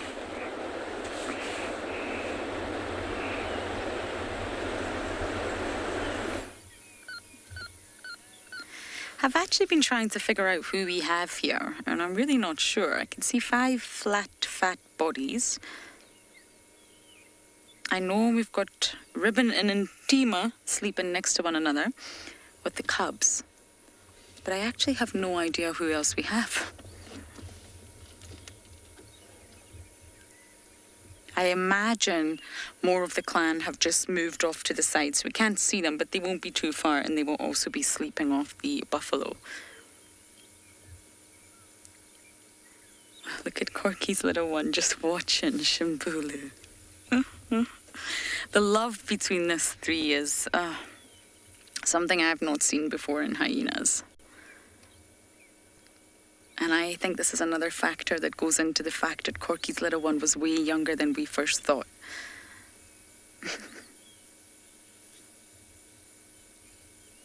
Hi, Shimbulu. Why are you so fat? But in all seriousness, the life of feast and famine is entirely normal for most predators. I would say sort of the predators that we get out here that maybe don't experience that so much are wild dogs. Because of the pack life, they really will hunt in the morning and hunt in the evening, and everyone gets fed. The pups will obviously receive food through regurgitation. But for your lions, your leopards, your cheetah, hyenas, it really is a life of feast and famine. Sometimes they're full, like they are now. They've completely gorged themselves on buffalo. But then sometimes it's really sort of starvation mode for quite a number of days. Maybe a mongoose or a scrub hare snack here and there, but it really will be starvation mode. And that's normal life for the predators.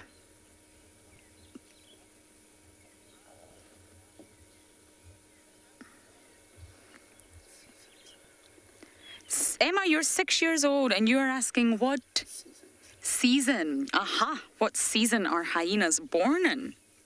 Very interesting question, Emma. It can be any time of year. It really can be. If you think of ribbons too, we found them on the end of March. And in Corky's little one, we found at the start of July. So that's sort of, there's 2 very different seasons right there. But they're not restricted to one season as most antelopes are. They have a sort of breeding season. Hyenas can give birth any time throughout the year. Now, a lot of predators are said to sort of time their births with the onset of summer, because most of their cubs or pups are born altricial, which means that they need to be kept in den for further development. And then once they're sort of mobile and ready to come out their den, summer is here. And there's lots of impala lambs and all sorts of delicious delicacies. But with hyenas, they really can give birth all year round.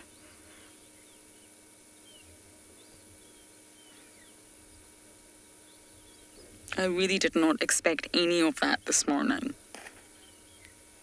It's been so magical, and I'm going to try and sit here as long as I can.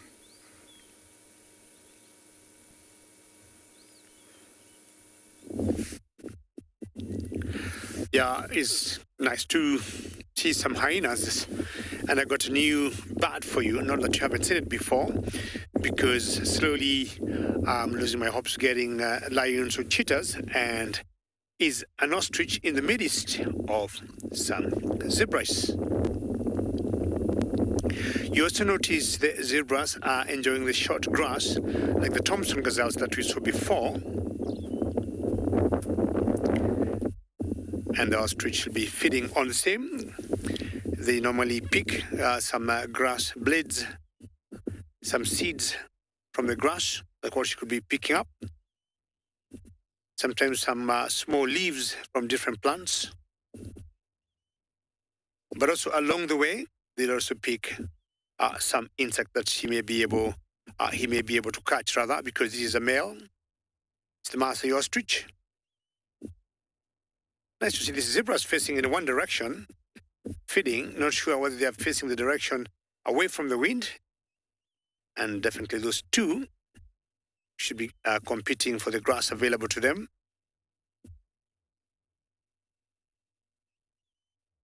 And being non-ruminants, what they need to do is to eat as much as they can for the better part of the day.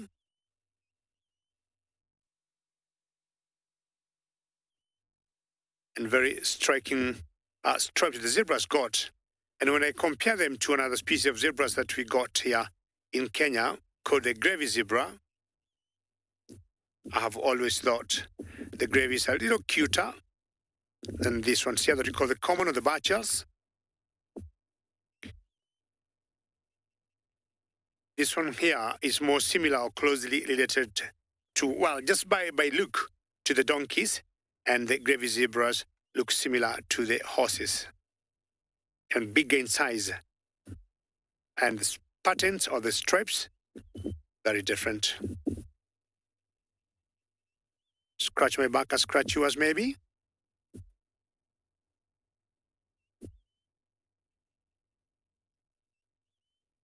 Very typical behavior of zebras. Ponies, that's a good way to look at these zebras in the morning. And yes, scratch my back, scratch yours.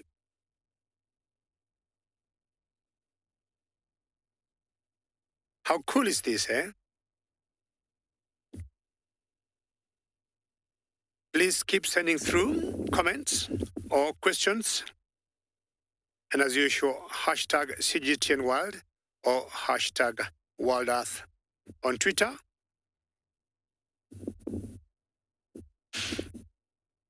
I don't know what part of the teeth they use to do this, or is just the lips. Because I would imagine the teeth would hurt each other. But I've got a feeling they use the lips just to rub each other like that. Are you going to change sides, maybe? Let's see.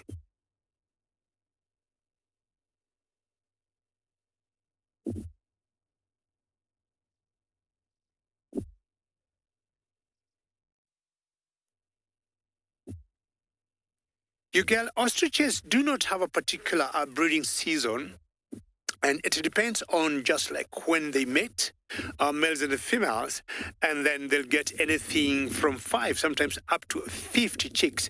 But they don't have a particular season like some certain mammals, like the wildebeest. The times we walk around here in the game reserve, we don't see any chicks of ostriches. And the times you just move, and you always see so many of them. But they don't have a very defined breeding season. There's something that he likes there that he keeps picking on that termite mound. And my guess is it must be something very nutritious. The other day I saw a male ostrich not very far from here, which went and caught up with a female and they started mating. We'll spend a few more minutes here and see whether this could be the same male and find out if he may lead us to the same way.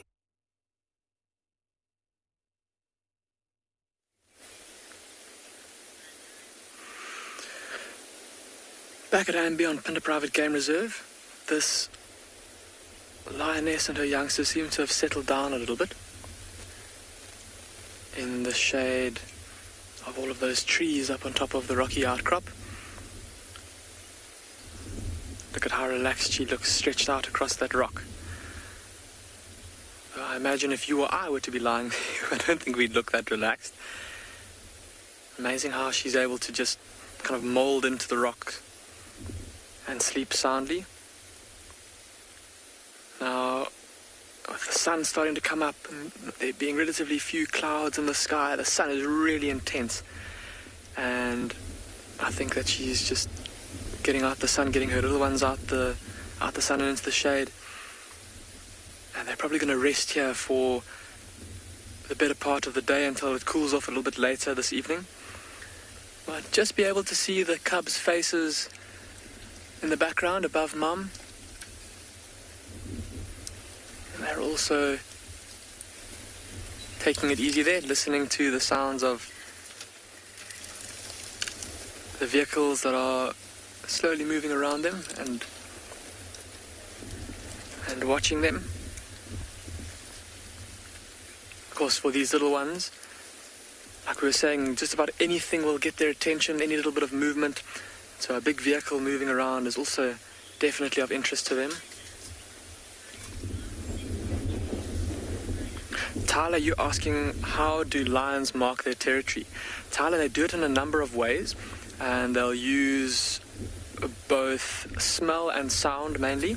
So lions will scent mark, they'll spray their urine against bushes and against trees, and especially with male lions, if you watch them while they're walking, they'll often back up to a tree and kind of rub their cheeks and their chin through the bush, and then after they've done that, then they'll spray their urine against the bush.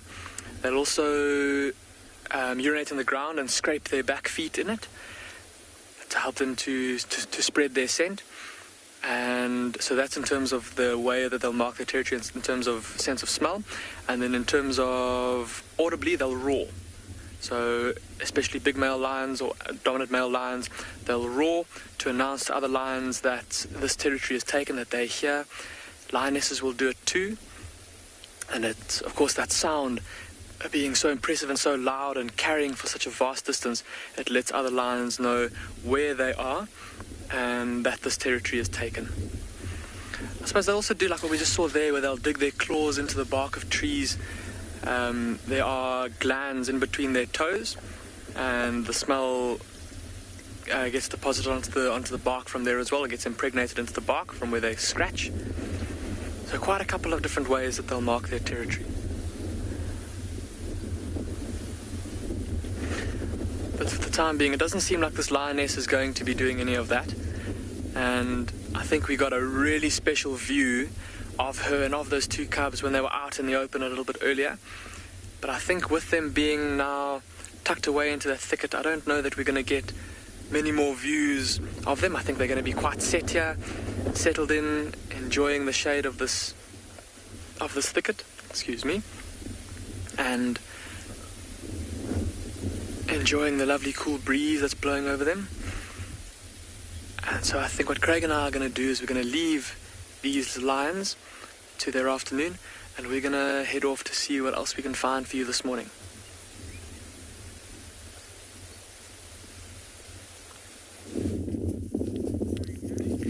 Yeah, when lions choose just to snooze, that's it. Maybe the best thing to do is to move on.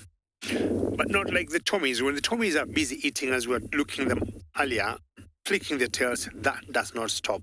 And this youngster here has learnt that should be the rule. Keep moving your tail every other 1 minute or every other 1 second.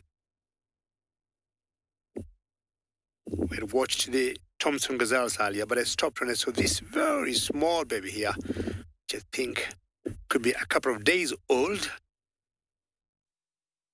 I'm not sure that she has qualified to eat grass, or she can really manage her digestive system, can handle grass. I think she should just be suckling milk from the mother. Scratch there, one leg. Small little bird behind her. And very, very cute baby. Many thanks to hear that. The mother getting close. She will not stay very far from the baby because she knows, should, for example, a cheetah show up here, definitely most predators will always choose to get the easiest prey, and it will be the baby. And sometimes you'll see the mother eating a few minutes and putting her head up to make sure her baby is very safe. I just think she is still in that age of suckling the mother and cannot handle grass because she looks brand new to me.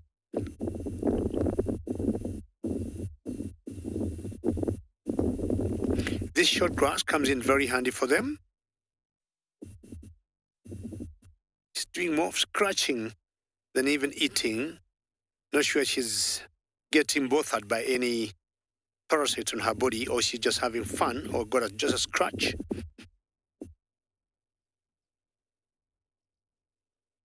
Most of the animals out here, you'll not get males and females taking care of the young ones, but in general, the females will always, do the job after birth, taking care of their young ones to maturity.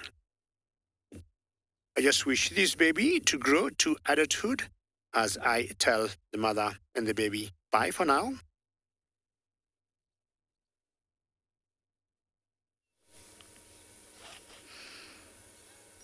So everything's died down at our side, and if we just look at the bellies of Ribbon and Intima, I don't think they're going anywhere soon. Sutru's still here, and Kaikau's still here. That's all I've managed to see for now. So I think after this, we'll leave them. There has to come a point when you're guiding just to say it's time to let them sleep.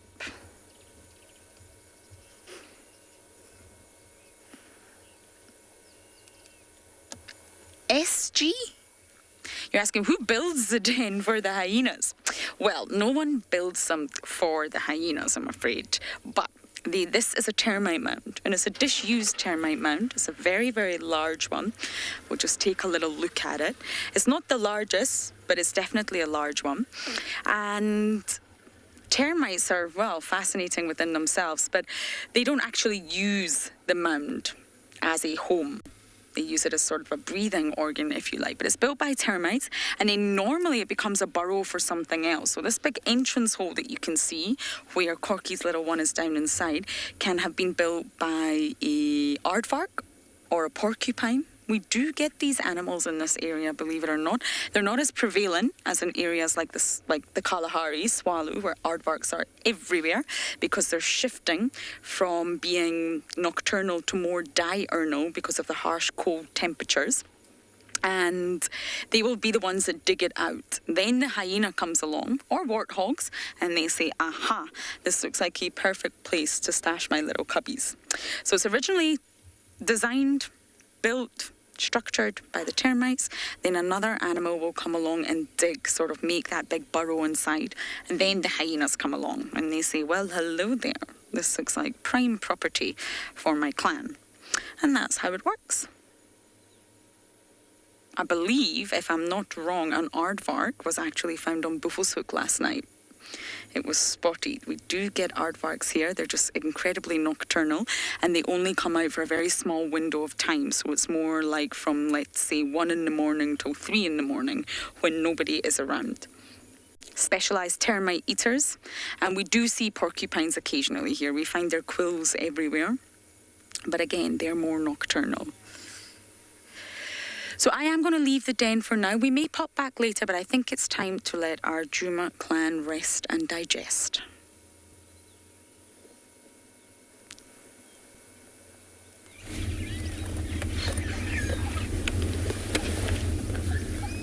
Come back, everyone, back to Chitwa Dam. We just arrived here, and it was a fish eagle that was perching in one of these dry trees, fly off. So what we got right now, it's fear of a hippo in a water hole. Since looks like they returned early this morning from their feeding area.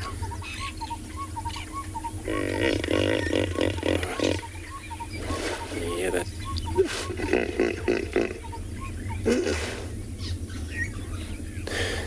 Beautiful sound indeed. This is how they communicate, and some kind of noise they can make could be warning from one another, or warning from whatever's close to the water. So it was a croc on a way distance for sure, that are in one of the small island. Oh yeah, still there. So maybe they also, giving that kind of a sound just because of, there's also crocodile in this water hole.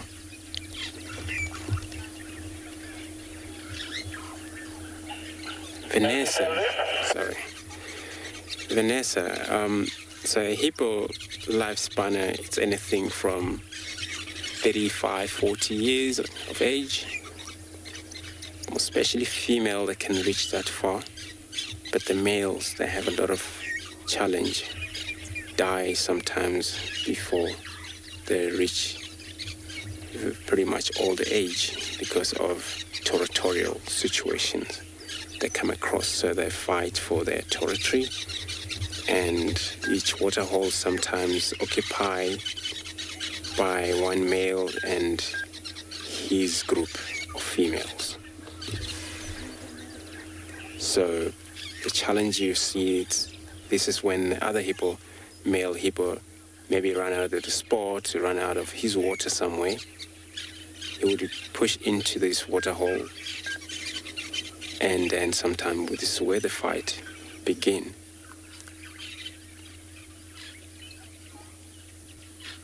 Remember, they have this beautiful teeth, which is the only protection they have. Of course, they mean to be very much a serious killer in most countries, Africa, where people used to investigate the water during the day, and hippo can, since they can submit down for longer, 6 minutes. Of course, when you arrive, you will know there's a hippo in there. If you don't wait enough to see if there's going to be any hippo sticking their head off or the nostrils for a brief, and you finally get yourself into danger when you swim in that area. We'll leave this hippo.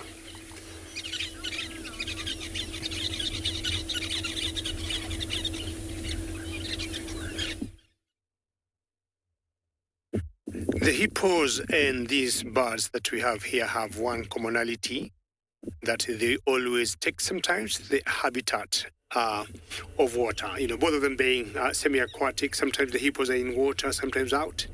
And these ducks, sometimes in water and sometimes out. Now, I'll give you the name of the big one on the left. They are all ducks, as much as the one on the left, you know, we like calling it the Egyptian geese. It's the Egyptian geese. And I'll request you to tell me the name of the many. I've given you the easiest. So give me that's the Egyptian geese there. We all know that one. As much as we call it the Egyptian geese, is some sort of duck. And on the right, we have other ducks. And I'd be happy if you could tell me what ducks we are watching here.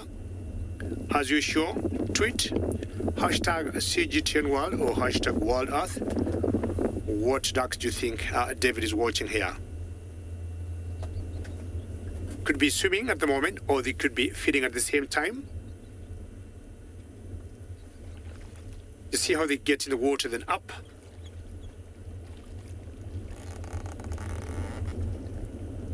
How cute is that?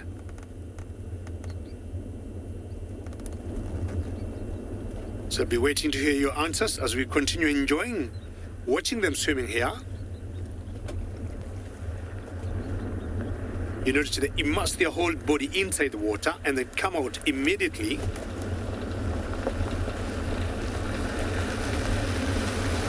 And the whole idea not to spend a lot of time in the water there.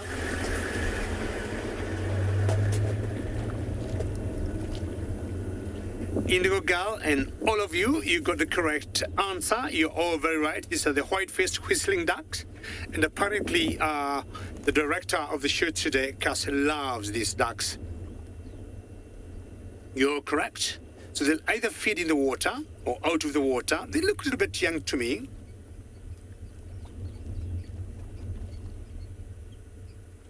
And once they immerse themselves, they'll come out on this natural water hole and stay on the edge and then dry up. Some of the challenges they could be facing here would be from huge raptors or birds of prey, like the marshal eagles. I just love the way they're immersing themselves in the water in and out. And always going in big numbers, unlike the Egyptian geese that we saw before, that will normally go, you know, in twos because they're very monogamous, unless they have goslings. These white-faced whistling ducks will always go in big numbers, sometimes up to 50 together. Here you could be having a good number of maybe about 10 or a dozen. And once they get very wet, they'll have to come out.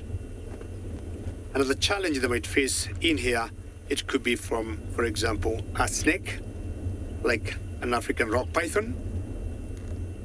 Pythons have been known to hunt in the water like here.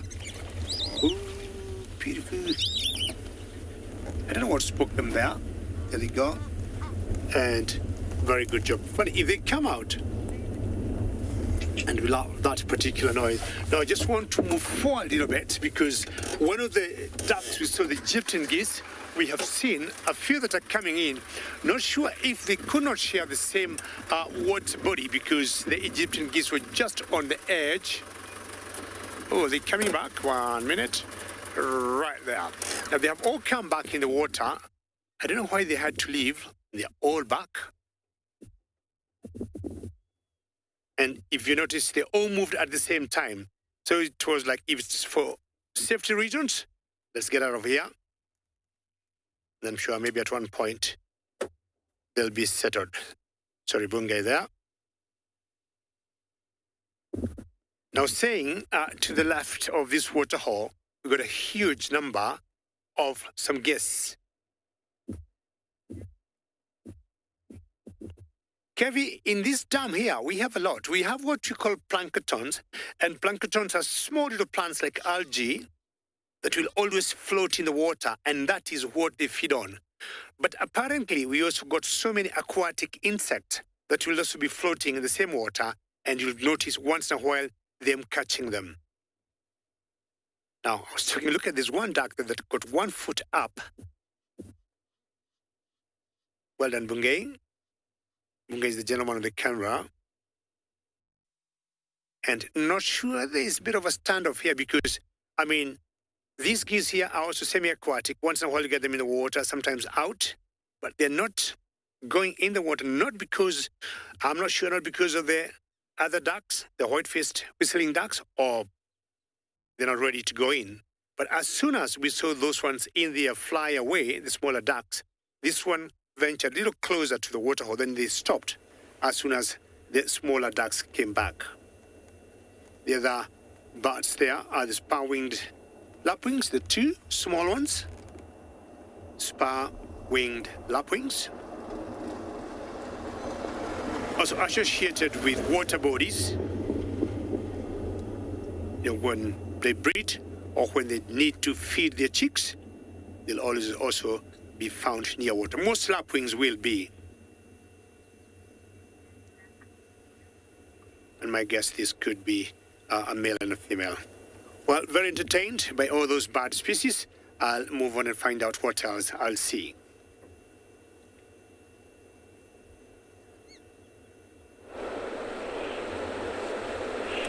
Okay, welcome back, Jumbo Jumbo, welcome back to the river.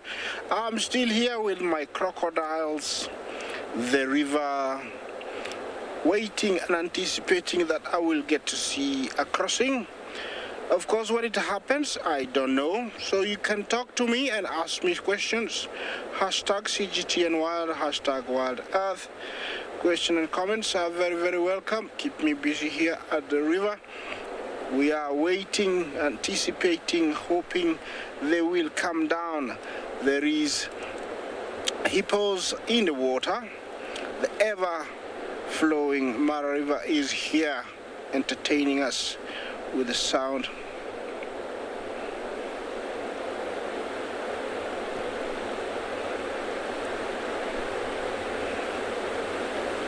Emily, you ask if hippos, when animals cross, I missed a word there, a joining word there, to complete the whole question.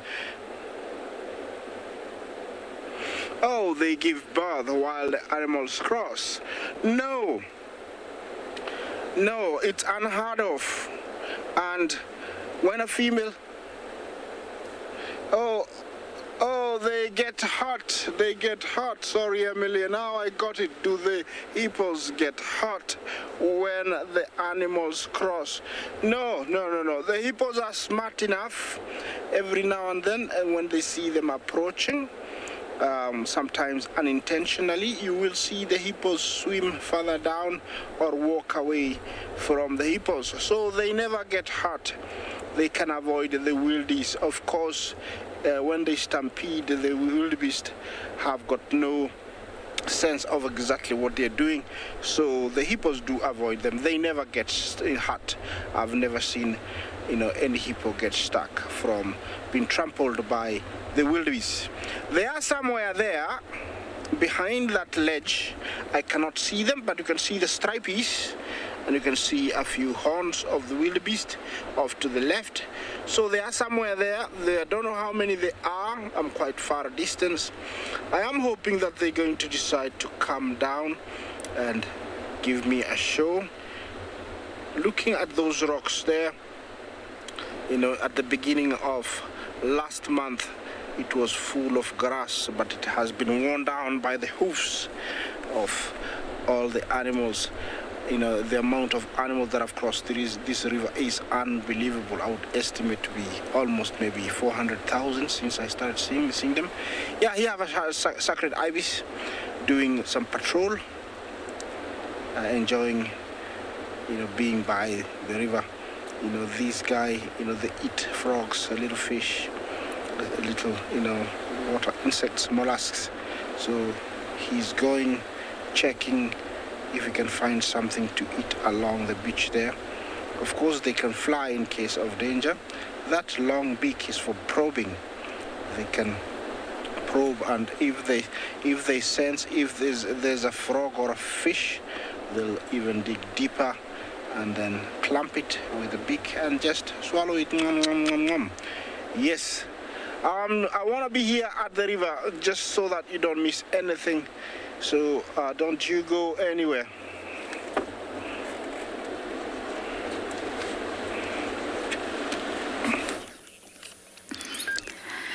As you know, we've left our little Inas just to rest. You don't want to overdo it. We had a fantastic sighting.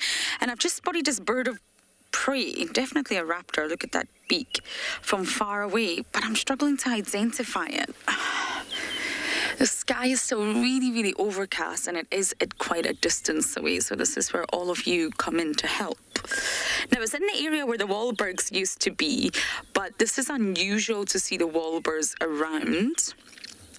They normally do leave. They're an intra-African migrant, and they're normally only present...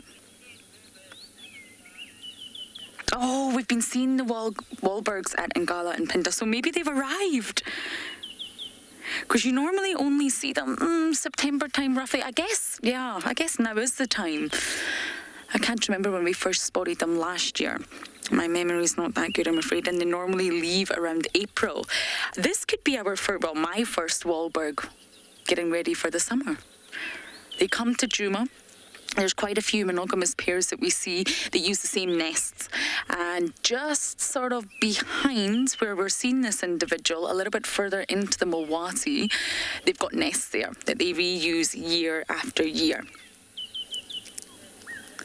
Many of you are confirming Wahlberg. Fantastic. And this is obviously the dark morph.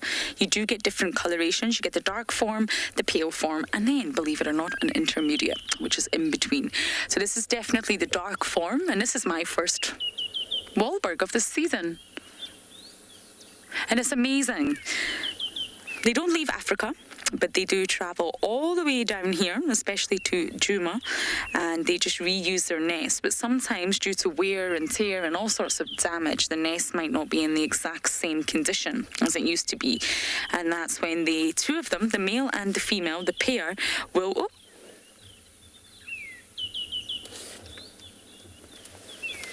and off we go. It landed. Let me see if I can go forward. And the pair will sort of maintain, rebuild, restructure the entire nest. And then they will lay eggs. And the one on Wahlberg's Nest Road, it's a great name, here in Juma, successfully raised one chick last year. It was incredible following it. It's up there. Don't think we're going to get any view for now. Theo will try. See if we can get one last view.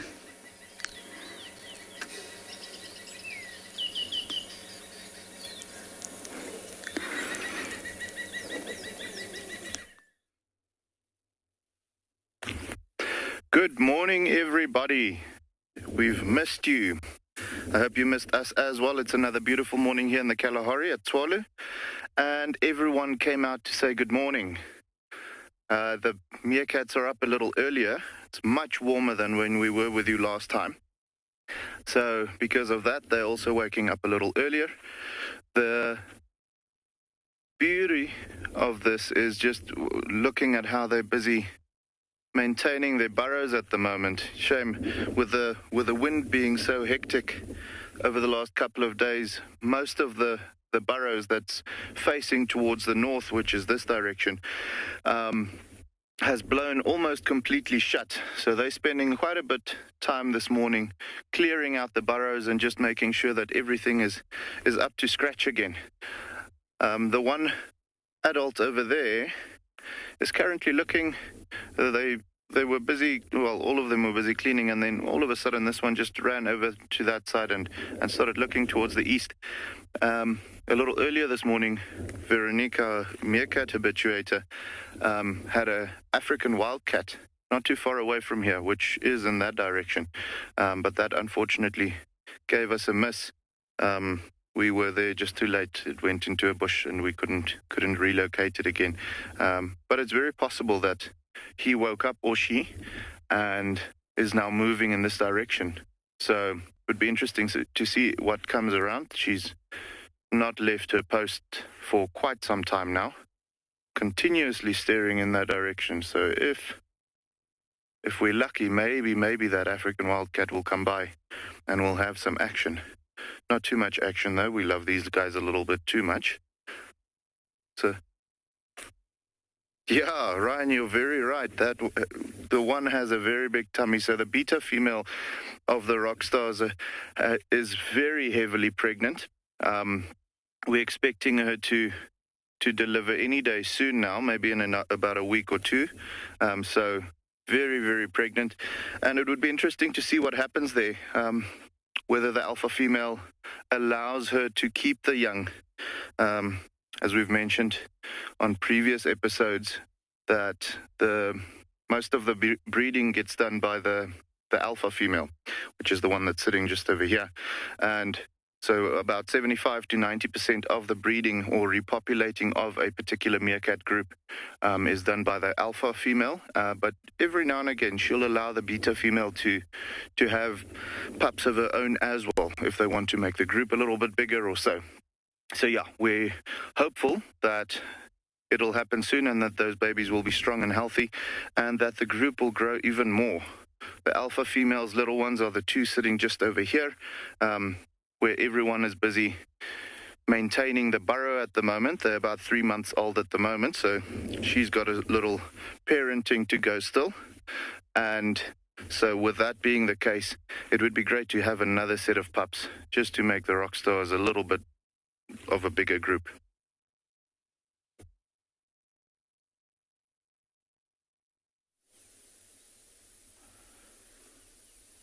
And welcome back to Ngala, where the scene has changed quite a bit. It has cooled down and we've left that leopard that we were with this morning, and one of the other rangers found a pride of lions, which we are currently looking at. So we've only been here a few minutes, but so far we've counted about 9 of them, and they're all just lying in the long grass here.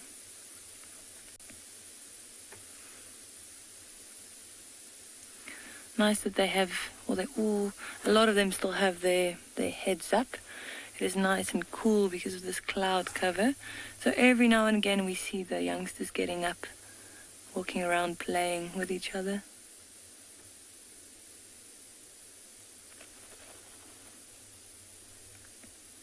What a beautiful scene.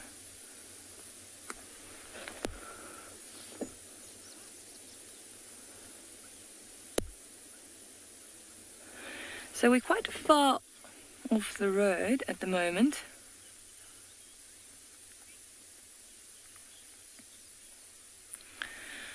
So Paige, how long is a lion pregnant for? So usually they would carry for about 100 days, which isn't actually that long if you compare that to a human. So recently we actually had some lions mating on the property. So very soon we are probably going to have some more little cubs running around. In this pride that we're currently looking at, there are youngsters, but they're not that young. They are already over a year, I would say. No small cubs here. Looks like this one is, I don't know if it's pretty hard to see, but it looks like he's grooming himself, or maybe he's chewing on something there. Looks like a young male. If you look at the top of the neck, you can see it's almost like he's got a little mohawk there. So that's just the mane starting to grow.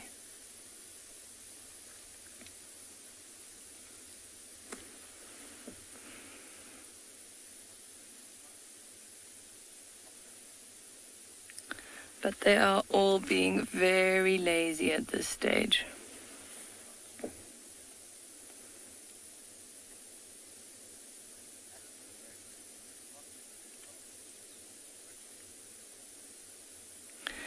It's incredible how well they blend in with this grass as well. I mean, if you just drove on the road, you would go straight past them. We're quite far off the road, and when they're flat, oh, there's one that's up.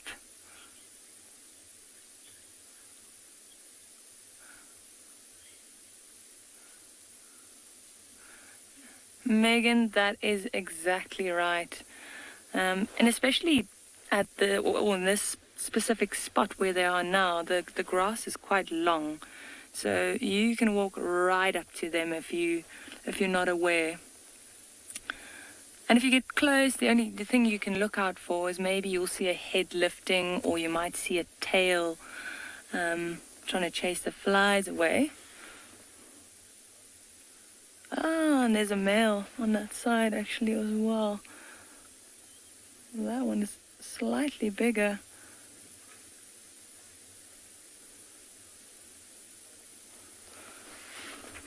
Nice stretch there. Yawn.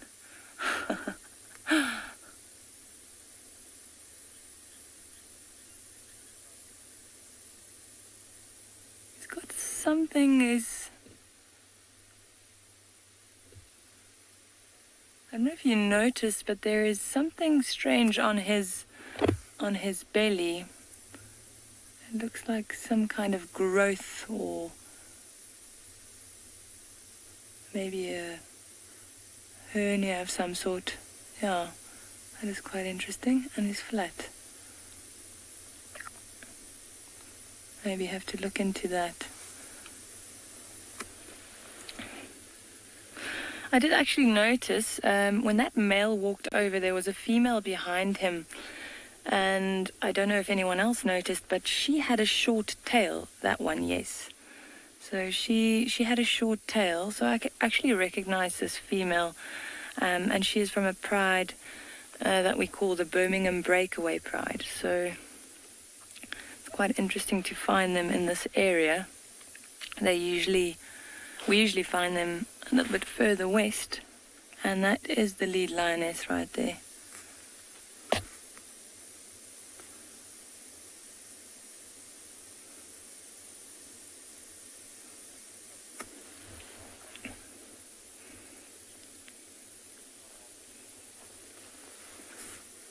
Looking very sleepy. We'll sit here for a little bit longer and we'll just see if anything happens.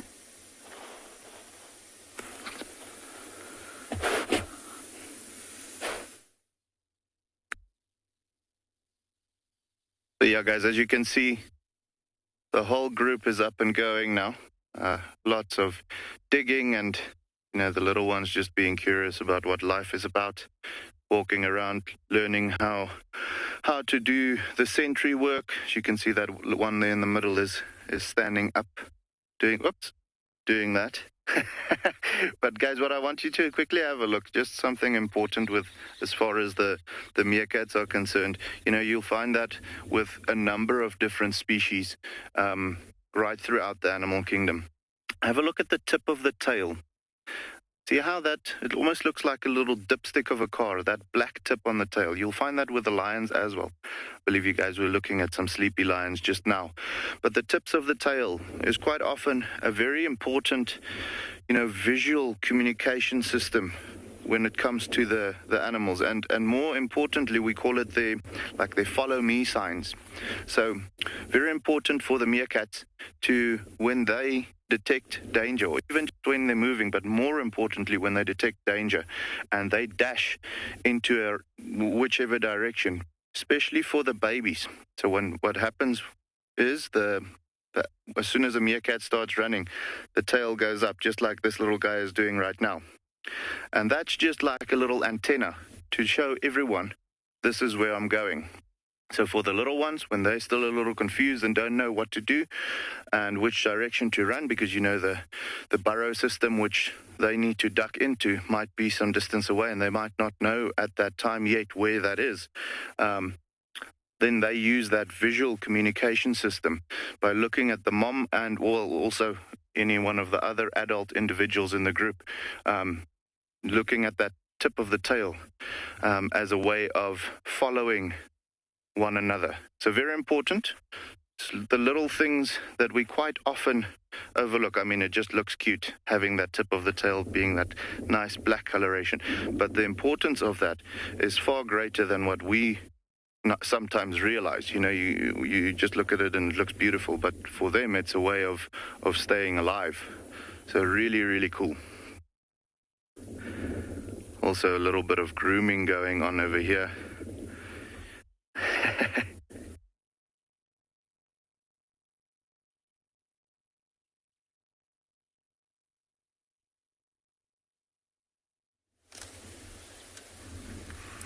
Welcome back to Ambient Pinda. Craig and I have left that lioness and her 2 cubs and we're off in search of a female cheetah with also 2 cubs. There were reports of her from this area last night, so we're busy in conjunction with 2 other vehicles trying to find any sign of her. And along the way we've found these 3 buffalo bulls looking rather menacingly at us. This one in the middle, look at how he's got his head tilted back and his ears pricked forward. The wind blowing straight from us to him, so he's getting a nostril full of our scent, or nostrils full of our scent. Oh, look at that, the ash whenever he puts his foot down. They're in the middle of a bit of a burnt area here, where a fire has come through.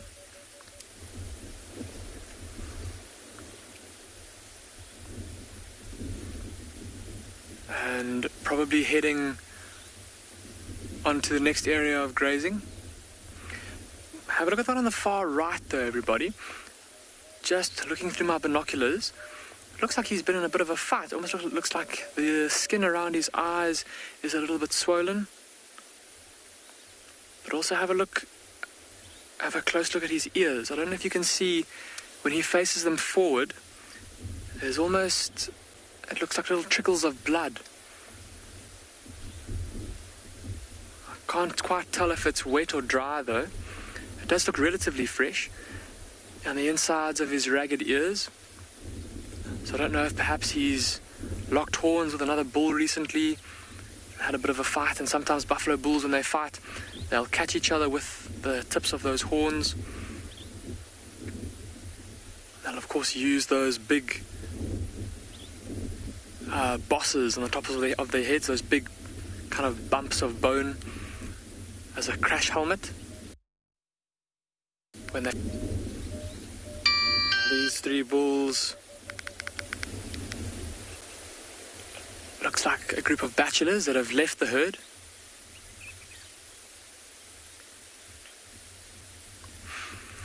Angela, you're asking if we will help sick or injured animals. Angela, generally speaking, no. If it's well, that being said, I suppose it needs a bit more clarification in terms of what I said. So if it's a natural injury, So, for example, this buffalo bull, if he's been in a fight with another buffalo bull and he's been injured, then Angela, no, we won't help him. That's nature. We'll let it take its course. If it's a man-made injury, so if an animal gets caught in a snare or gets hit by a car, something like that, then we would step in to help where possible. And also, Angela, sometimes where it concerns endangered species or species of conservation concern, things like rhinos, cheetah, pangolins, then we would step in there to lend a hand if they were injured. But it's a very fine line that has to be walked, because you don't want to interfere with nature and it taking its course. But then at the same time, there are some species where we need to help just because of how rare they are and how important the survival of every single individual is.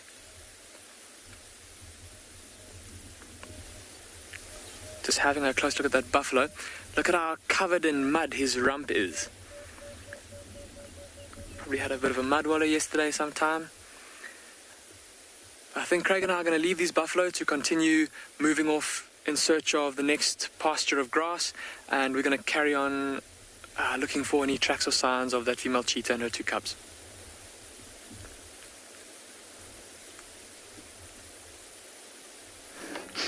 We've got some zebra on Djuma. No, actually, that's a complete lie. They're actually on Torchwood, but we're able to view them from Djuma. A lovely little herd. There's some young foals. Lots of females, and there'll obviously be a stallion somewhere there looking over his females.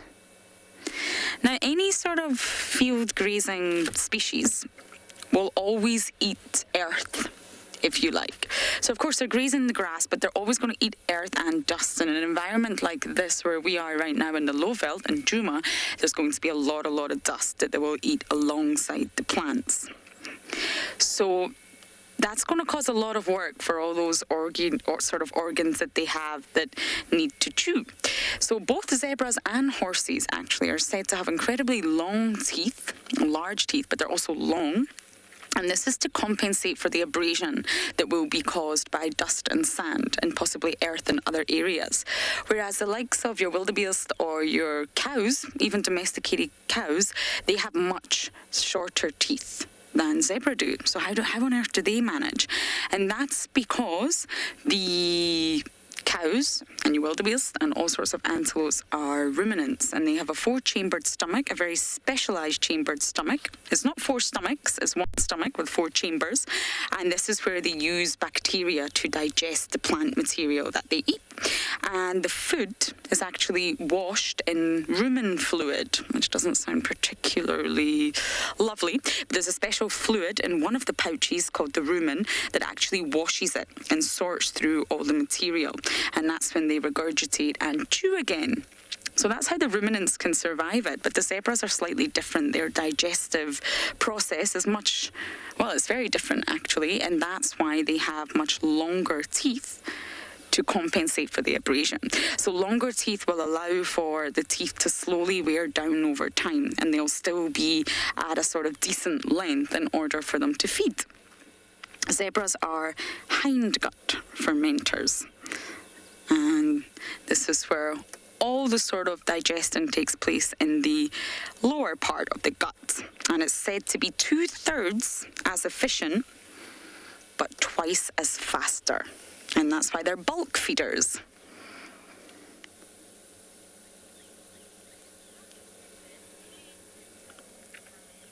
Brian, you're asking, how do zebras clean themselves? They do groom. They groom all the parts that they can themselves. Oh my goodness, that's rather loud. My goodness, lots of excitement somewhere. But yes, they also allogroom. So you'll see some sort of, especially the females, plucking off all sorts of nasty ticks and bites from one another using their teeth.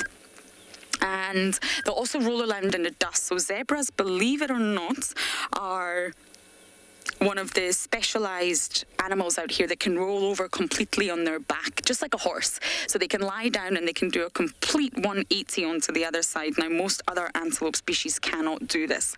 So they can sort of roll around and itch and scratch in the dust, and that's another way that they can help clean themselves. Now, of course, they're herbivores, so they don't need to get rid of blood or any sort of nastiness. But in order to get rid of parasites or mud, they'll roll around, scratch it off, they will groom themselves, and they will also groom one another. But allo grooming also assists in their group bonding, similar to lions. They've got harem structures out here. The females do bond, and allo grooming assists this. So we are going to leave these zebras here and hopefully bump into some elephants.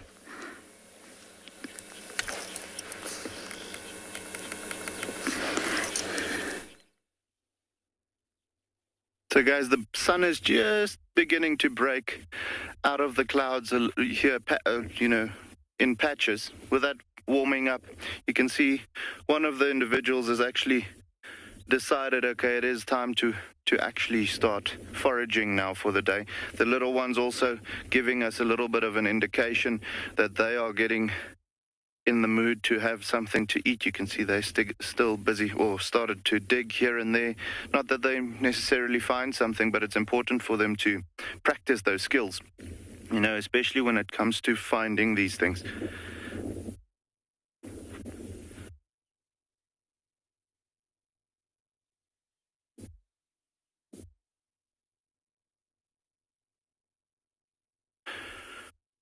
So, did you catch that question properly? Are meerkats? Oh, Rockwell, very good question. Rockwell had just asked whether... So, Rockwell just asked, are meerkats better at smelling or seeing? And Rockwell, the answer is definitely their sense of sight is their most important sense. So, as far as spotting animals or danger is concerned, absolutely, their sense of sight is their most important sense. Very good eyesight. You can see also their eyes are situated more to the front of the skull, so giving it more binocular vision almost. They do, it is, by all means it is, they do have peripheral vision as well, and pretty good ones as a matter of fact, but their sense of sight is absolutely their most important sense when it comes to spotting danger. When it comes to finding food, they use a combination of sight and smell. What they will often do is they won't necessarily smell the beetles underneath the ground or the grubs or so on, but what they do is they go and they just dig a little bit, and then they feel with their paws that, and then also so they feel whether they can feel vibrations of the grub moving around underneath. They also listen to see to hear if there's any activity under the ground. But then also, not all of the things that they eat are underground. They quite often find beetles walking around on the ground and these types of things. So using a combination of sight, sound, and smell for finding food. But absolutely, their most valued sense, or their more important sense, and also the best sense that they've got, is their sense of sight. And they use that for, just staying alive and finding food, and the whole combination. But yeah, that's just too cute, these little ones, when they start playing like that. Pretty soon, they're going to start getting the confidence to walk right up to one another. You can see they're very curious about me now, crouching down, but also in the mood for playing. Very energetic.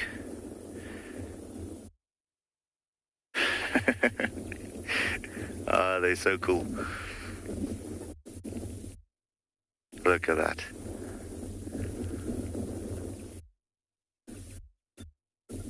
I see that meerkat that we started on. He's actually moved quite a bit. He's moved down away from the burrow quite a bit, so I'm pretty sure the others will follow soon. We'll see. It will most likely be up to the alpha female to go. As soon as she makes the call, then you'll see everyone just heading in the same direction.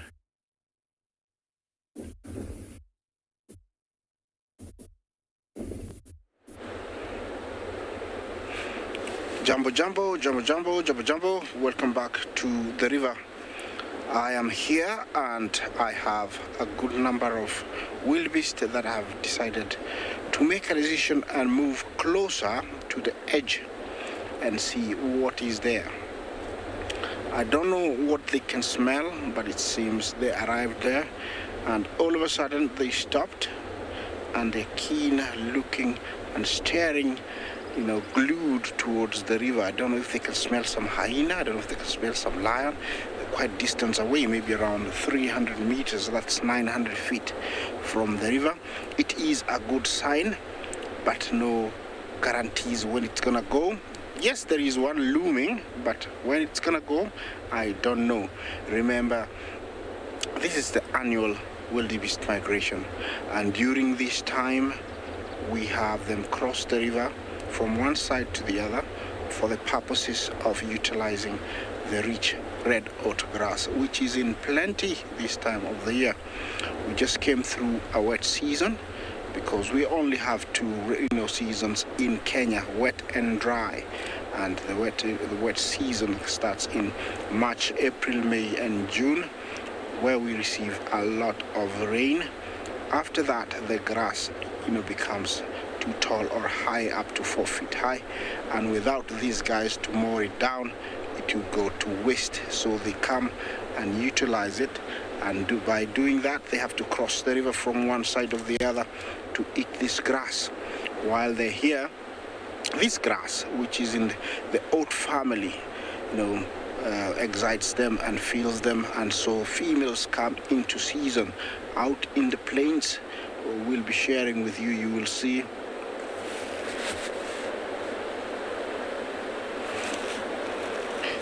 see them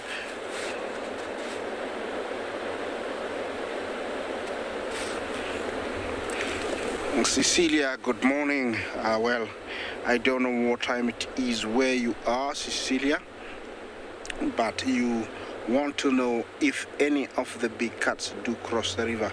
Yes, they do. It has been documented. I have seen once, a cheetah crossing the river. It has been documented, leopards crossing the river. Even lions are the most common ones that have been documented, Somebody took a sequence of pictures of them crossing this dangerous, treacherous river from one side to the other. And surprisingly, just to tell you, early last month, we had 3 male lions crossed over from the marsh, and they were in an area called Mugoro area for quite a bit. And then after 2 weeks, they disappeared. And the last news I heard, they were seen on Paradise Plains, which is just across the river, and they had killed a buffalo. So definitely they do cross the river. They do cross the river, Cecilia. Yes, the river is raging. The water is heading towards Lake Victoria. I don't know, and nobody has ever told me or calculated how many liters or tons, on thousands of tons or millions of tons of water, end up in Lake Victoria, because that is a lot of water flowing down. We seem to have a mutual agreement amongst the wildebeest, and they seems to be taking one step at a time, which is very smart, and they are looking behind every little rock, every little bush, making sure there is no kitty cat. And I don't know if I spoke too soon, and now they are going back, but I'm not leaving this spot.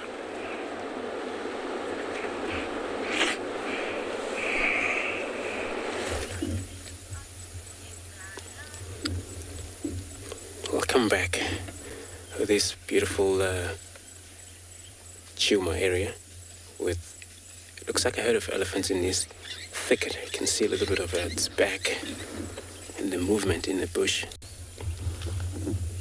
And here's another one there.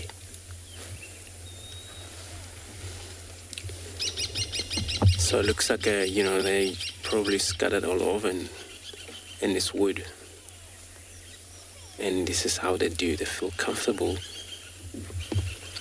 when they do that, as long as it's safe.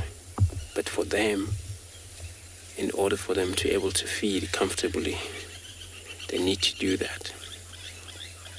So you find 500 yards, 50 yards apart, so they don't push one another because you do find the older young male, they'll push the young one hard to get it out of their feeding habit so that they can take over the bigger one. As you can see, this female looks like she's busy. They've probably been standing the whole night around in this area. It's been a lot of tracks. But we just couldn't find them in time until we got them right now.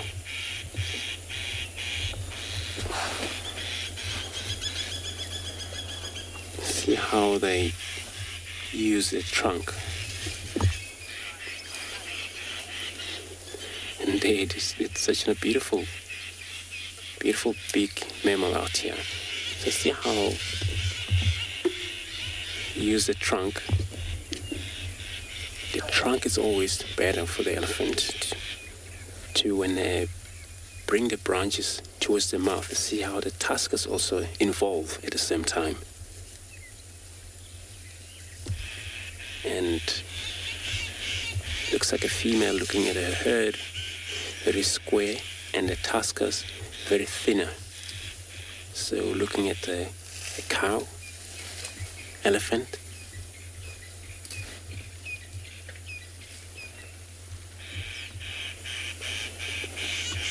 it's not yet very hot today, but we'll come to that during the day. I think it's going to be pretty much warm.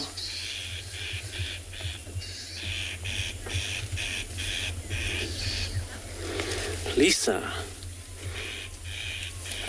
So elephant skin, it's very rough and strong. So it could be around 2.6 inch. So, and thorn, if it's ever a thorn, doesn't penetrate too much through. I was just watching this elephant, but there's a bird alarm calling right in the back of her. Then she's so concerned. Look, she's now not happy because of that. I see there's some of them running across her. So yeah, they have a very strong skin. And the trunk itself also, it's very strong. So there's no thorn can go through in that. That's why they manage thorns and manage everything.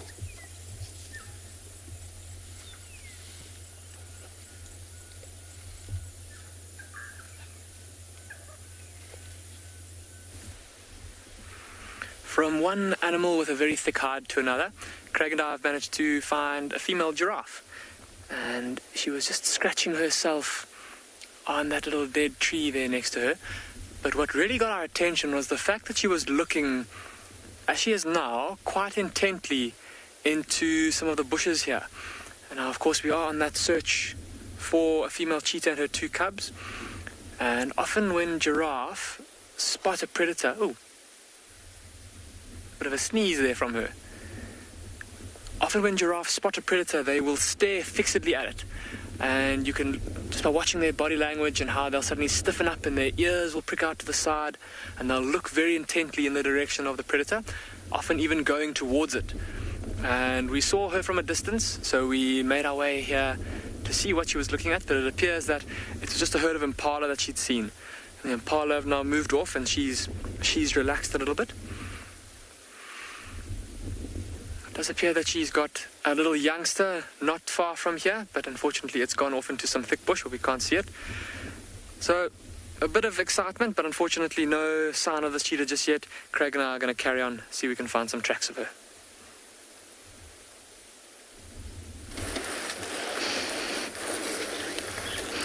We're surrounded by a breeding herd. Lots of youngsters. Adults. But I just want to quickly show you something. You'll remember what we were looking at? I don't quite know what this is, and I know it won't seem very pleasant, but I'm just a little bit concerned. It looks like blood, or a lot of mucus mixed with blood hanging from this really young female. Are you okay, girl? She doesn't look pregnant. She is young. She's got her mammary glands are not too swollen. I just have no idea what it is, and I just wondered if any of you knew. Hello, little one. I see you. You've had a good inspection of our car, haven't you? Just trying to get a closer look to this female. She's got, I wonder if she's possibly had a miscarriage. She's got fluid all down her back leg. I think that's what it is. She's had a miscarriage. Wait till she turns around and we get sort of a back view. There's fluid all down her leg. Kirsten's seen a few of you also think miscarriage. That's what I think. Our mammary glands are really not full enough. I don't think it's birth, as in full-term birth. Yeah. We're going to get a view now. Yeah, there's all sorts of fluid down her leg, mucus. Sorry, the view's not that great. She's gone behind the vehicle. She's a young female. She's small. But she's definitely not a mother, not with those sort of empty mammary glands. If she was a mother, they would be much more swollen, much fuller.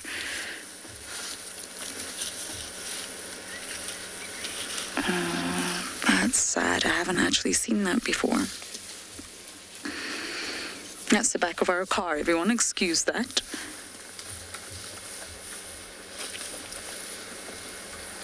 But she's obviously okay. She's out here. We're at Buffelshoek Dam, as you can see. And she's feeding. She's eating. She's had a drink. I think we missed them drinking, I'm afraid. But you can see we've still got some individuals coming up the dam wall. I've got enough room to go forward. I can't go back. All the elephants have moved away from the car. Don't worry. Got lots of space on either side of us. A huge, monstrous one over there. Just going to go forward. Why am I doing this? One, because these elephants are coming along the dam wall, and if they continue their trajectory, it means that they're going to want to walk past us, and we were in the way. You cannot block an elephant's path. So we're completely out the way now, and we're going to get a view of them walking along the dam wall. My parking's pretty horrendous, Theo. Sorry about that. Oh, so lovely. I've just been in Tswalu, as many of you know, and I did not see a single elephant. They don't have elephants down there. And I have to say, it's something that when you're used to seeing elephants, you miss. I kept thinking, is that an elephant? No, it's just a tree. Ah, elephant? No, just a bush. Okay, let's watch them walk towards us.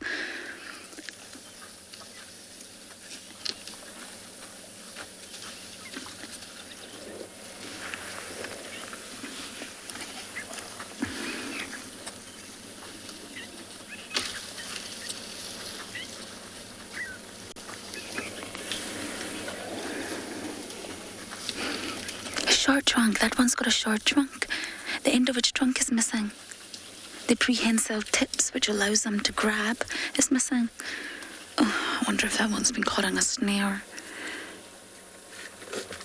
It's not a fresh injury or anything like that, but the tip of that trunk is missing.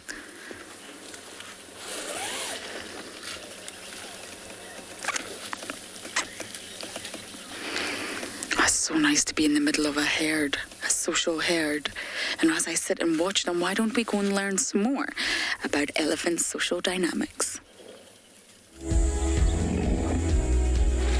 Elephants have fascinated us for so long because they display the same social complexities and full emotional range of our own human species. Female members live in herds while the bulls wander the wilderness as bachelors. Cows live in the same herd from birth until the end of their life, some 60 years later. The herd is led by the oldest and wisest female, the matriarch. With their floppy features, baby elephants have the cuteness edge over their human counterparts.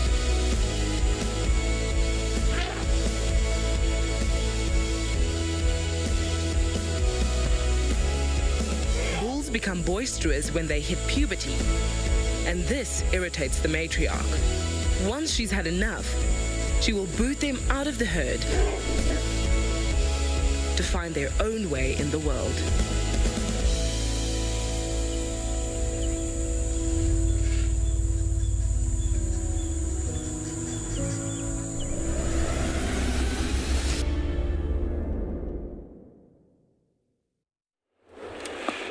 welcome back. Jumbo Jumbo, welcome back to the river.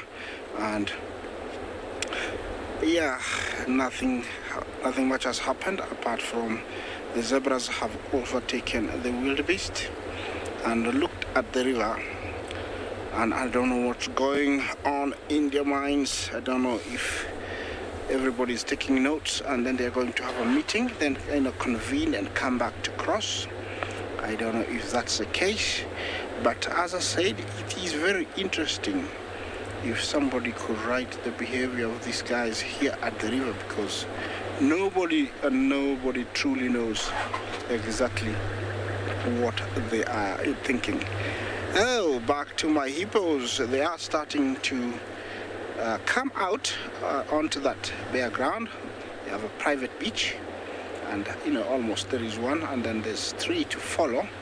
Remember, they love that area, and it's been nice experiencing them out of water, resting there. These are the residents of this section. Yeah, talk to us. Hashtag CGTNWild, hashtag Wild Earth. Questions and comments are very, very welcome. Yeah, and hippos are very everywhere in this river. From where I am all the way up, there's always a pool or a pod of hippos about every 20 to 30 meters, almost sometimes up to 100. I'm staying here hoping they're going to come closer.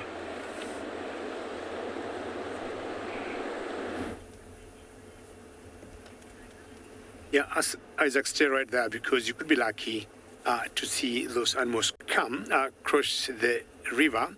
Now, I got a type of lizard here, and I'm sure I've been asking you so many questions. And this lizard, I want us to find out who do you think this is? Blue, as you can see in the color. Of course, the only one clue I can give you is because she's resting. I would say more he because it's a male on a rock.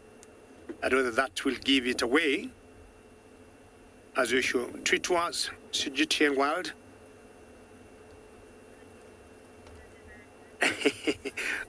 Hashtag Wild Earth. And Cass in the final control says, is the Spider-Man lizard? Yes. Cass, you're correct. That's the nickname we give it. But its actual name, this is the rock agama. But very well done, Cass. This is the rock agama. And is a male. And during the breeding plumage, or when they're going through reproduction, Bianca, very well done, Bianca. You always get these things right. Very well done. And the rocagama, being some sort of reptile, the male in particular, when they're breeding, it's bright blue, and the head is always very red. And because he has to do that to excite the females, and you'd see them when they're on top of the rocks. When they're trying to court the females, how they keep knocking their heads up and down and moving them also sideways, left and right. They seem like to be tapping the rock, and the head gets bright red, and the tail and the abdomen bright blue. Rocagama, and you've got so many types of them here. But to me, this is the most colorful one, especially when you see them breeding. Females remain bluish. Good job, Bungay, for keeping up with him. You see that? Head up and down, left, right. And I can tell you there could be a female somewhere, but we cannot see. He is definitely trying to excite the female, but the females are brownish, grayish. They blend in very well on top of these rocks, but it's very easy to miss them. JT, the most colors they could change into, they have the blue, they have the red, and a bit of orange, I would say, and a bit of brown. Let's talk about 4 colors. But the dominant colors, JT, is the blue and the red. That blue you see there, it becomes very iridescent. The red is very bright, and the red is always on the head, from the shoulders going upwards. And then you'd see, the coating is quite something, just like looking at some birds, like the ostriches, when you see the males trying to excite the females by moving their wings. You'll get this rocagama moving their heads up and down, left and right. He keeps moving, sneaking from one point to the other, and not sure where that female is, because I do not see anything that should be making him nervous. Nothing, he could be running away from.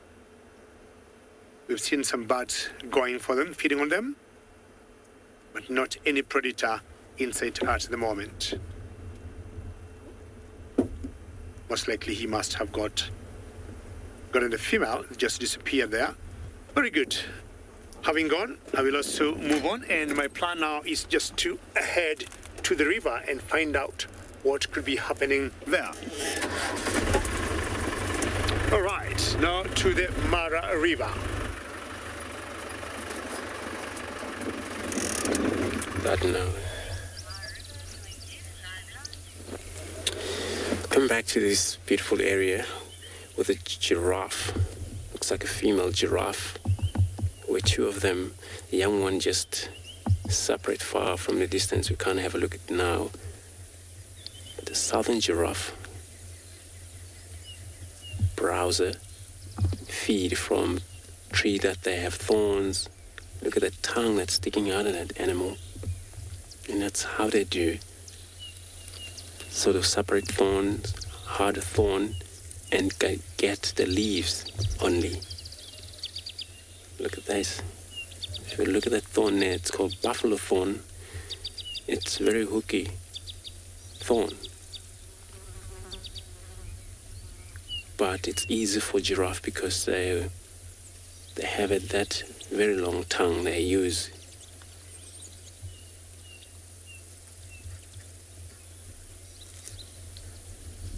Look at that.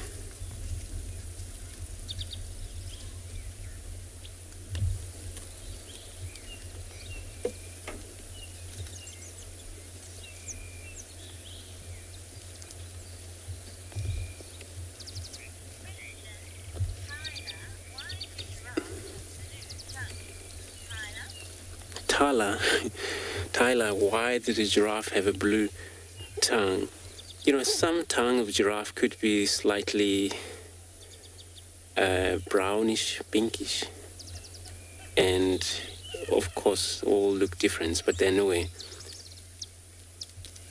it's got to be that way because then it's very strong tongue, and they often, when they release the tongue, you see how long it is. It's about maybe 40-inch longer when they release it out of the mouth.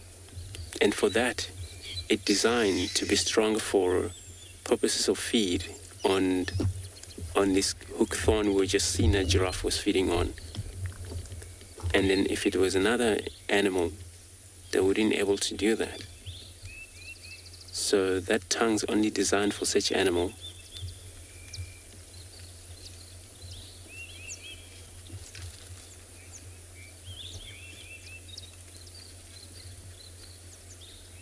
Look, it's kind of beautiful since we had a little bit of drizzling few days ago.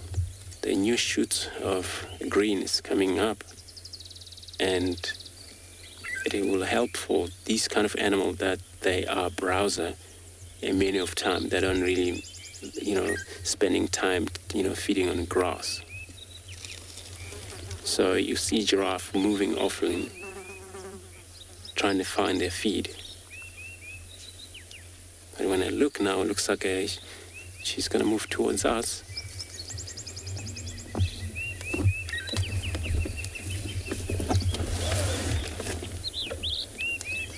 She stop,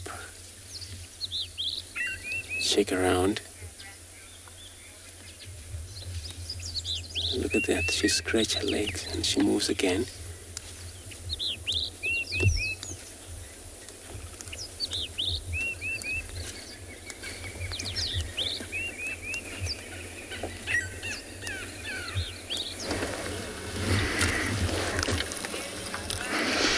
Now, talking of elephants with shorter trunks, like that female we saw earlier, elephants have a sort of really diverse range of communication tactics.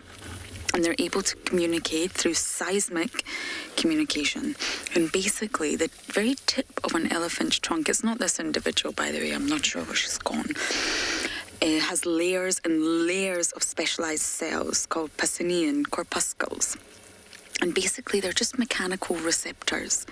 And they're extremely sensitive to vibrations. And they're able to detect really subtle movements.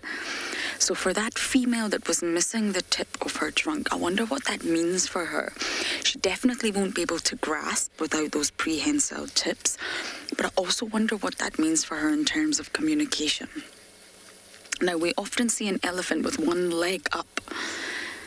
Theo and I were actually just watching it, where they lift one sort of leg or one foot off the ground. Now, they're doing something called triangulation. It sounds very CSI or something you would hear in 24. But basically, they're listening, essentially. They're detecting subtle movements with those specialized cells that I just mentioned in the foot. And by raising one foot off the ground, they're able to triangulate the sort of movements that they're detecting and have a better understanding. Isn't that incredible?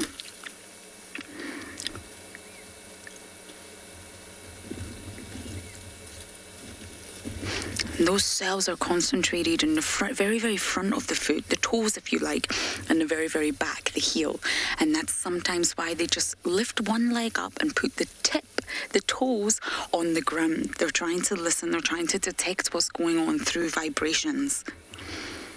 These cells, these corpuscles, are actually found in other mammals as well. But I think elephants have the highest density of them in their trunk, in the very, very tip of their trunk. So the trunk as an organ is really, really sensitive for them and so important. I just wonder how that female will fare without that specialized tip. She will obviously have to adapt somehow.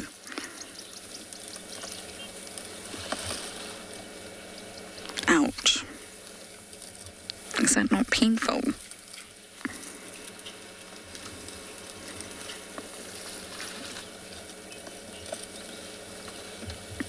Now, although it's a sensitive organ, it's also got very, very thick skin, which is why they're able to push their head into all those thorns and spines and hooks, because the skin is so thick.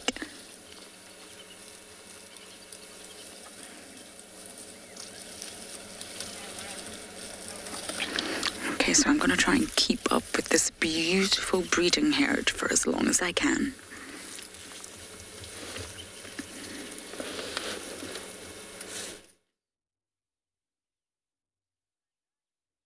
So guys, have a look at this beautiful little bird. This is called a pygmy falcon. And this is probably the smallest little raptor that we have in this area. Beautiful, beautiful little guy. It's not even as big as my hand. Really, really small.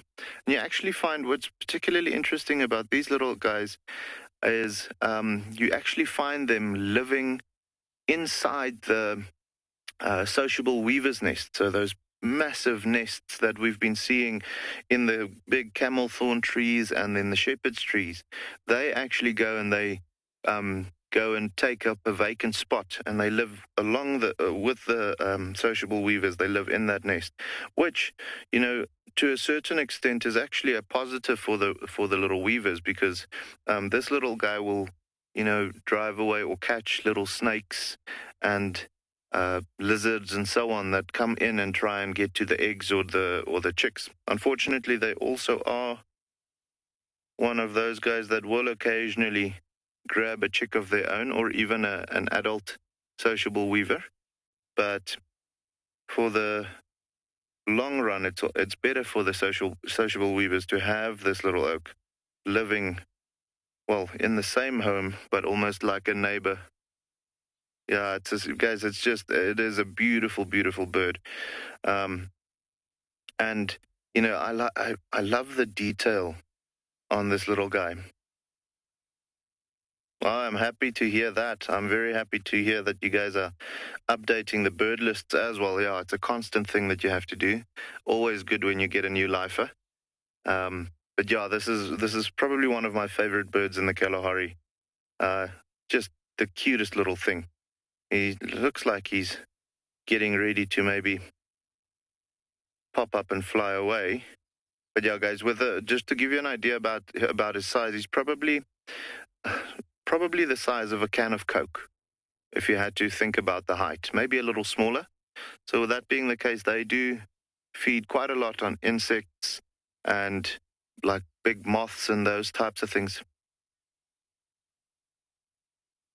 So Ruby, the type of tree that he's in, Ruby just asked, the tree type that it's sitting in, it's a camel thorn tree. So we get two types of camel thorn trees that we have in this area.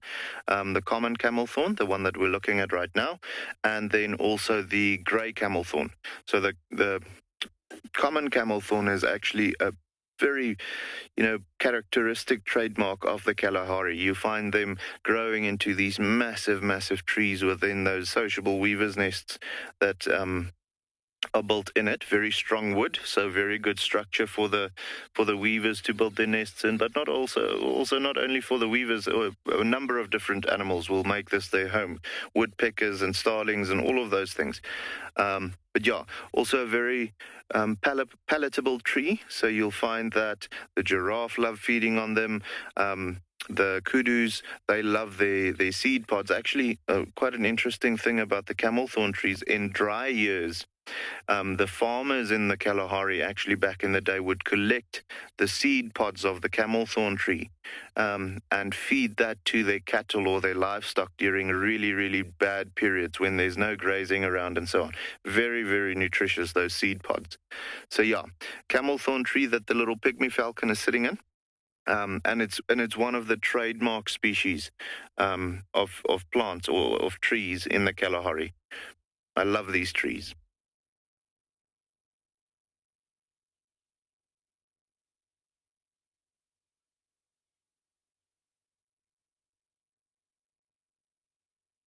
So Bianca, you're absolutely right. We just had a comment from Bianca. This bird looks very close to a kestrel, and yes, definitely. The shape and the structure or the gist of the bird is definitely that of a kestrel's. But then also, I mean, if you look at any type of falcon, there he goes. Any type of falcon, you'll have that general shape and structure or framework of the bird being very much alike. So a lot of the kestrels, the falcons, the goshawks, those types of things will all more or less have the same shape and size. That aerodynamic head with a small but sharp beak, and then that typical, almost like a compact body to be able to swoop down and create great speeds while they're diving to be able to outrun or, to catch their prey. So, yeah, very, very important for them to have that particular build. And you're absolutely right. It does look like a kestrel.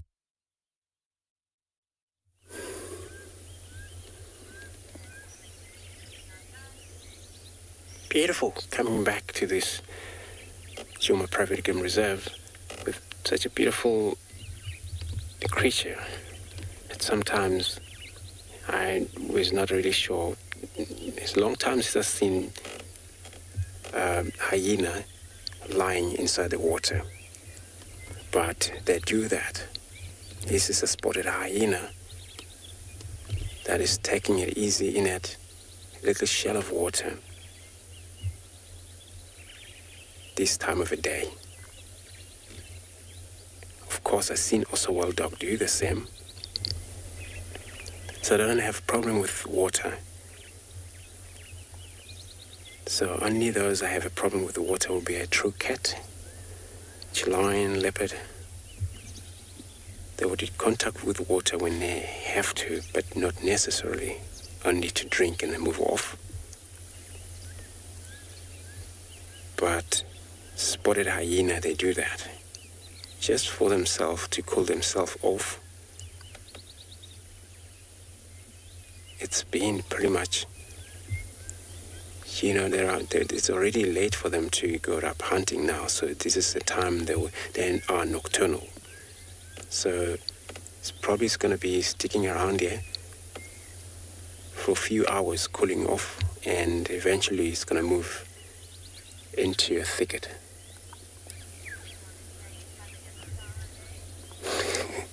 Indeed, yes.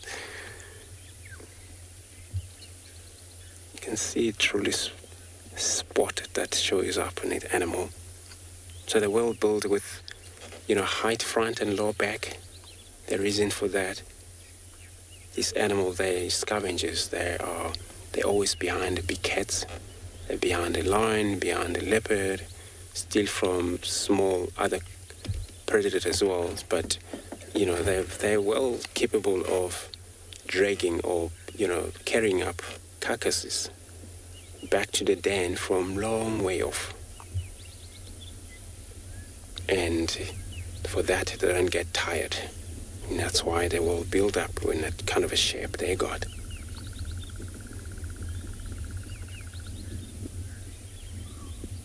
And of course, it's only one year that we can see. It's probably that they all separated. This was because of maybe hunting, always in packs, but there's a time where they will separate. One delayed to move on and eventually left behind.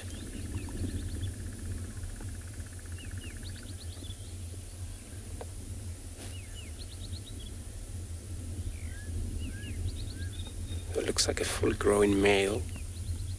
Just looking at the size of the animal and the color, it's already showing that it's actually a fully grown animal. So when they're young, still the fur, the coat is not that much golden like this. So it's kind of like a lighter browny, but we're looking at the fully grown spotted hyena.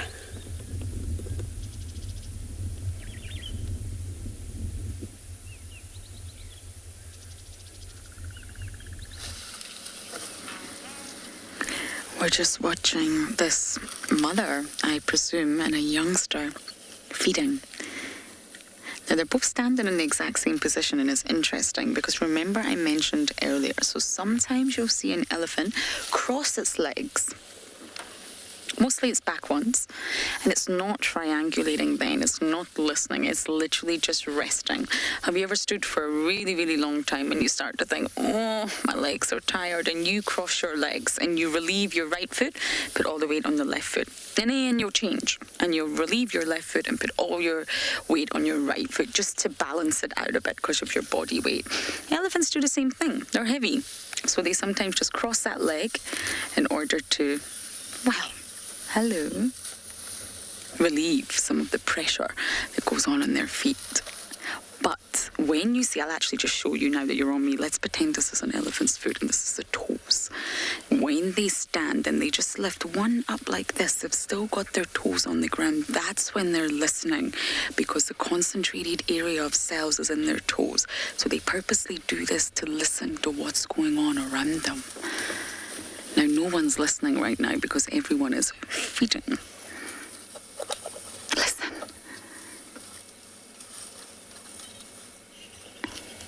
And when they lift their foot completely off the ground, that's when they're triangulating.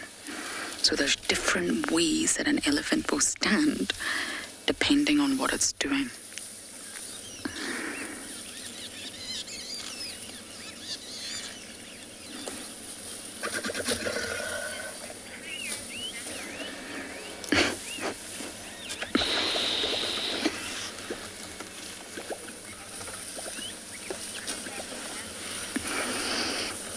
Some gas here, everyone. I apologise. It's not coming from the vehicle. This female's having a little bit of difficulty with her tummy.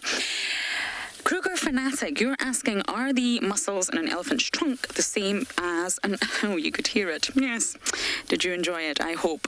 The same as an octopus tentacle. Now, I'm not entirely sure what you mean by that. I'm guessing maybe you mean the numbers of muscles, because an elephant's trunk has an incredible amount of muscles. Now, it's said to have over 40,000 muscles, which can be divided into as many as 150,000 individual units.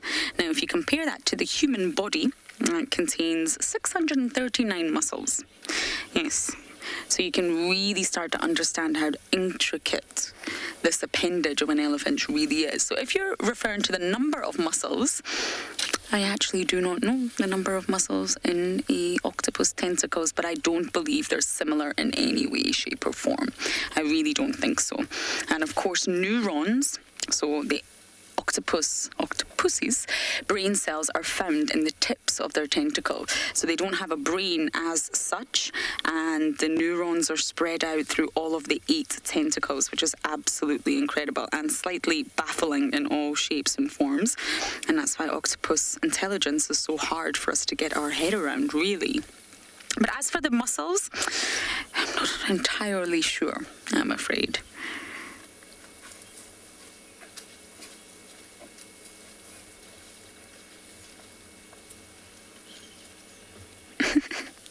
Where are you going with that entire branch?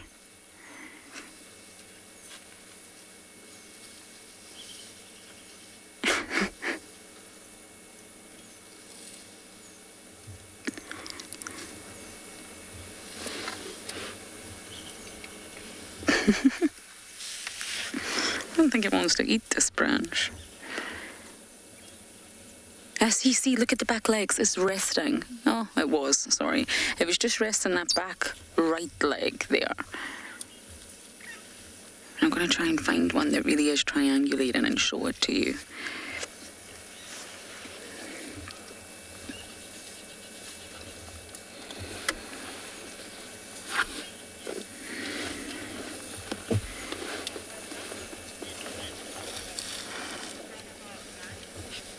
Animal rights, you're asking, do elephants have more muscles than fat on their body? I think that was your question. I'll just make sure from Kirsten that I'm answering it correctly. Yes, they do. They have far more muscles, and they will have layer of fat. Fat is very important for any single organism in the natural world. The good fats, of course, I'm not talking about the fats that us humans put into our body. That's something entirely different. But natural good fats are really important for brain function, for development, and that's why a lot of the mammalian milk, especially hyenas, are rich in fats and fatty acids because it's important. So they will have fat essentially in their body, but nothing like the human fat that we carry in all areas of our body, especially around our waist, known as adipose tissue, but they have far more muscles, yes. And of course, they have absolutely no bones in that trunk. It just is only muscles. When you look at a sort of X-ray shot of an elephant, they have an entire skeleton, and then where the trunk should be, there's just nothing because there's no bones. But yes, their body will contain fat. But with us humans, we consume a lot of the wrong types of fat, and it can end up building around our organs, which leads to many health problems in humans. But good fats are important for all species, or let's just say mammals at this stage. Oh, it's so lovely to see elephants. I've just sent a photo of them to Davi because I know he's missing them. Okay, once again, I'm going to try and keep up with this herd for this morning for as long as I can.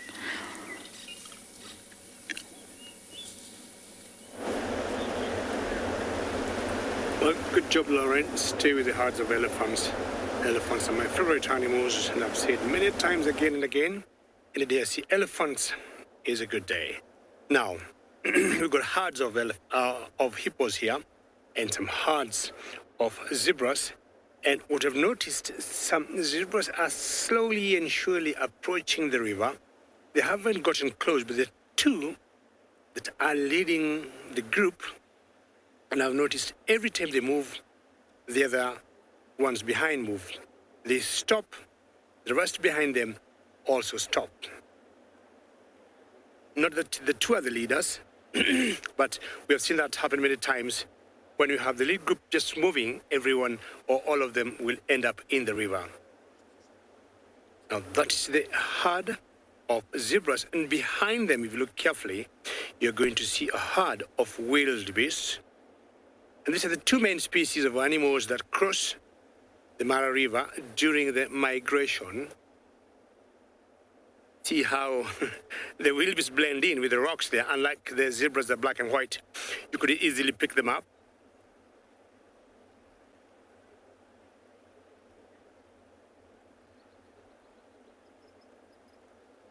Little Vixen, you want to know why they choose the wrong place to cross, where we have the rapids.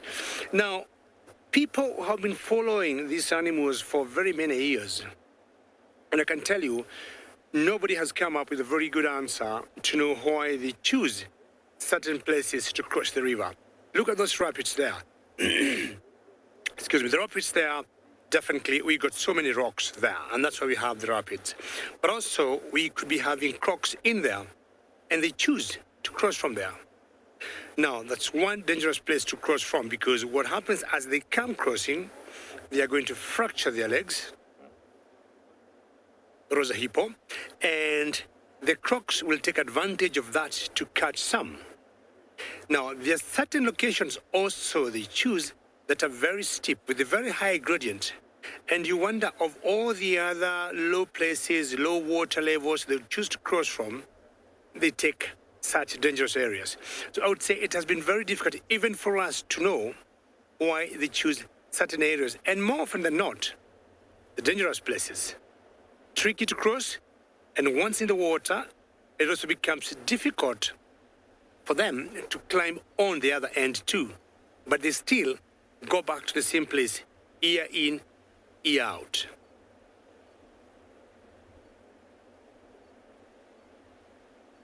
You can hear the rapids. Now, this morning I've been coming to this particular crossing point most of the mornings, and I have always been seeing the wildebeests leading the herd, but today it seems the zebras have taken charge.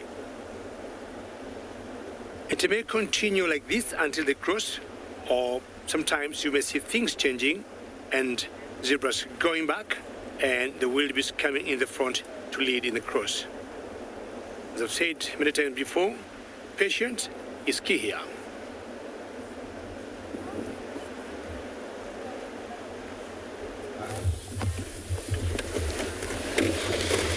So here we decided to leave our hyena bathing, and we find a monitor lizard right in this mound. So you just spot him. Looks like he's probably trying to get active, because that are dino animal. So it looks like it's awake, really. You can see that. Checking on us.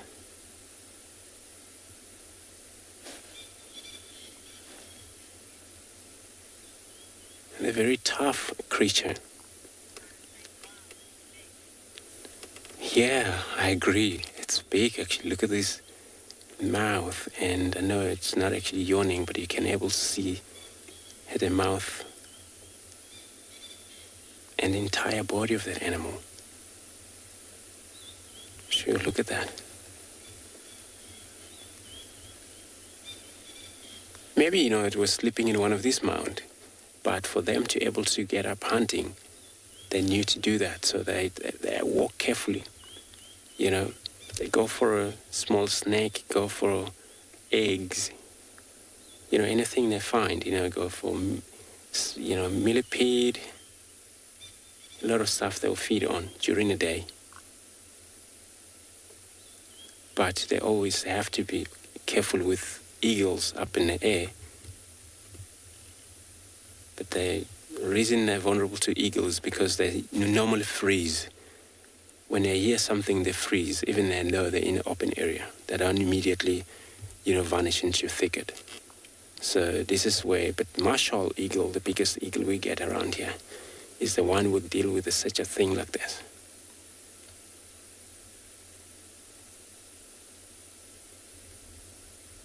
And of course, leopard also would hunt.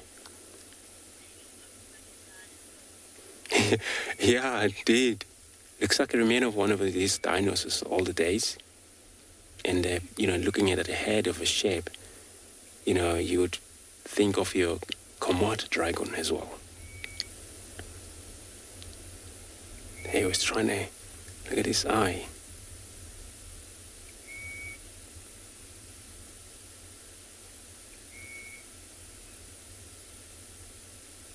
that's going to move.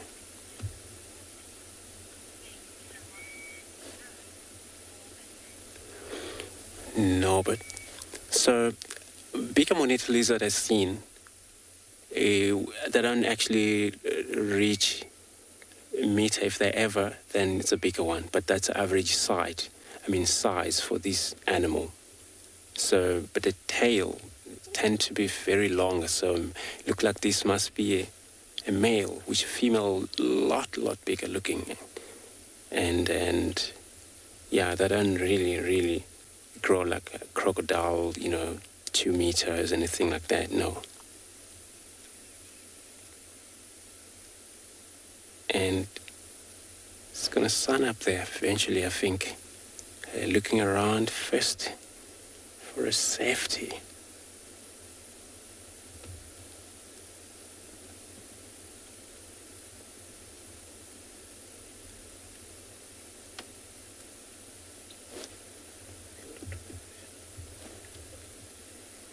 Looking up.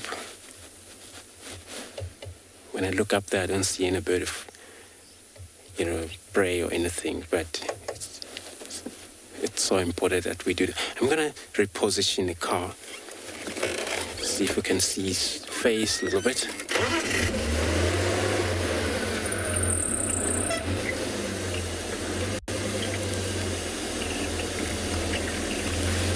So, look at that, eh?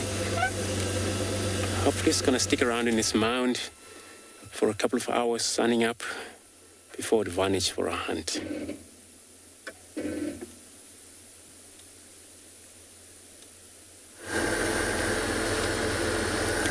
There's elephants everywhere, so I'm just driving really slowly. There's some youngsters here. Just need to be careful how we drive and once again not block any of the elephants' pathways. So at this stage it's better to just stay behind them. Won't be the best views, but safety first.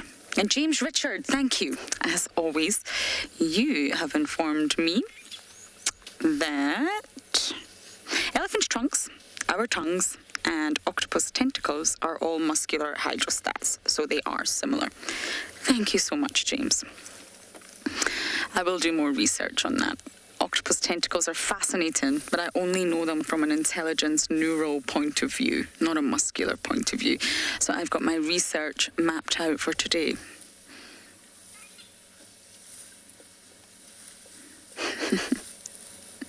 And that's why it's so hard for a youngster to use his trunk. We always tell you this. An elephant is not born with the ability to sort of maneuver and properly use its trunk. And that's because it's such a complex organ. I mean, human children have to learn how to write, and it's not easy. We go through years of learning how to hold a pen and write the letters of the alphabet. It's exactly the same for an elephant calf. It's got to learn how to control all these muscles and units in its trunk.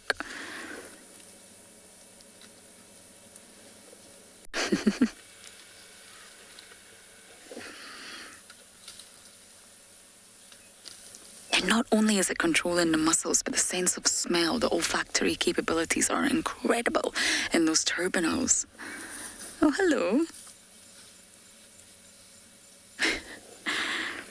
I hate to tell you, but you're not very good at camouflaging yourself. We can see you. Now we can definitely see you.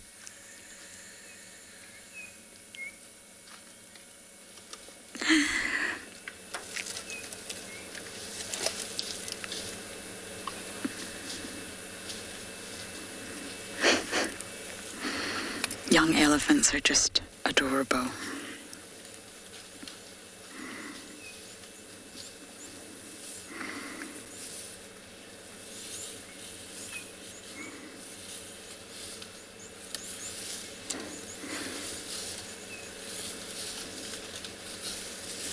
Oh, is this Mama?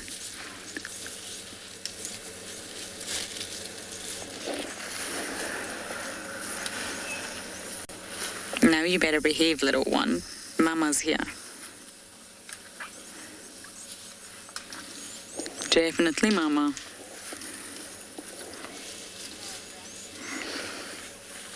I Okay, because these elephants are going off into the thicket, I think I'm going to bumble on and see what else we can find.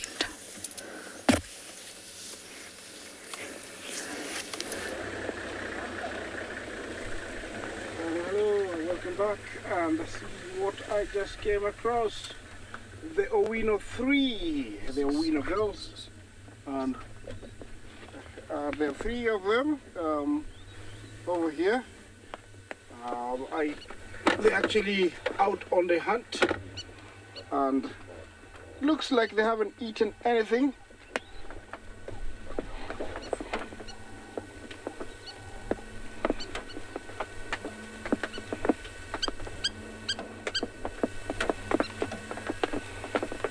Yes, it looks like they haven't eaten anything for the last 4 days, 5 days now, and they're looking very, very desperate. I don't know, why they haven't made a kill, but it looks like something is really, really gone wrong with them. Yeah, that they haven't made a kill. I feel sorry for them. They're out in the plains. There is plenty of warthogs, but I think they have been making the same old mistakes. Pouncing before they.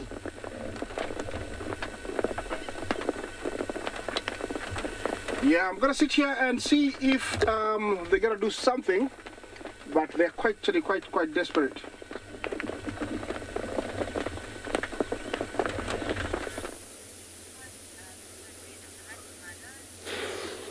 Back in this, our monitor lizard, the rock monitor lizard, it's called, and it's the only lizard you find on land, moving around.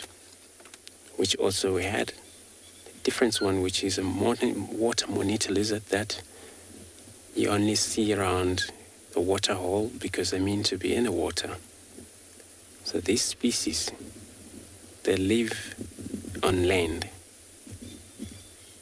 Sometimes you find them a rocky area under a rock, on top of the rock, because this is where they sleep in cave. But of course they can make their own burrow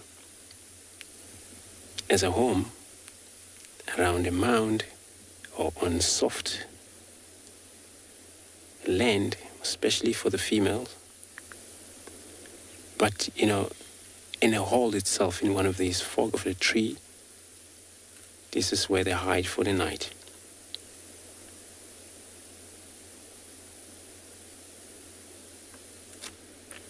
They're highly awake. It's like, oh no, it's true, I'm awake.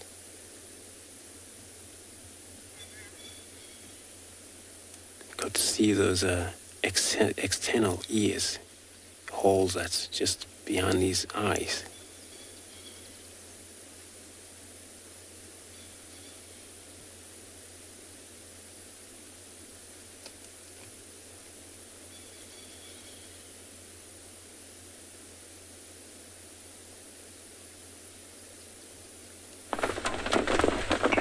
Welcome back, guys. And yes, I was talking about, I found the same 3 Owino girls that I've been trying to get something for the last 5 days.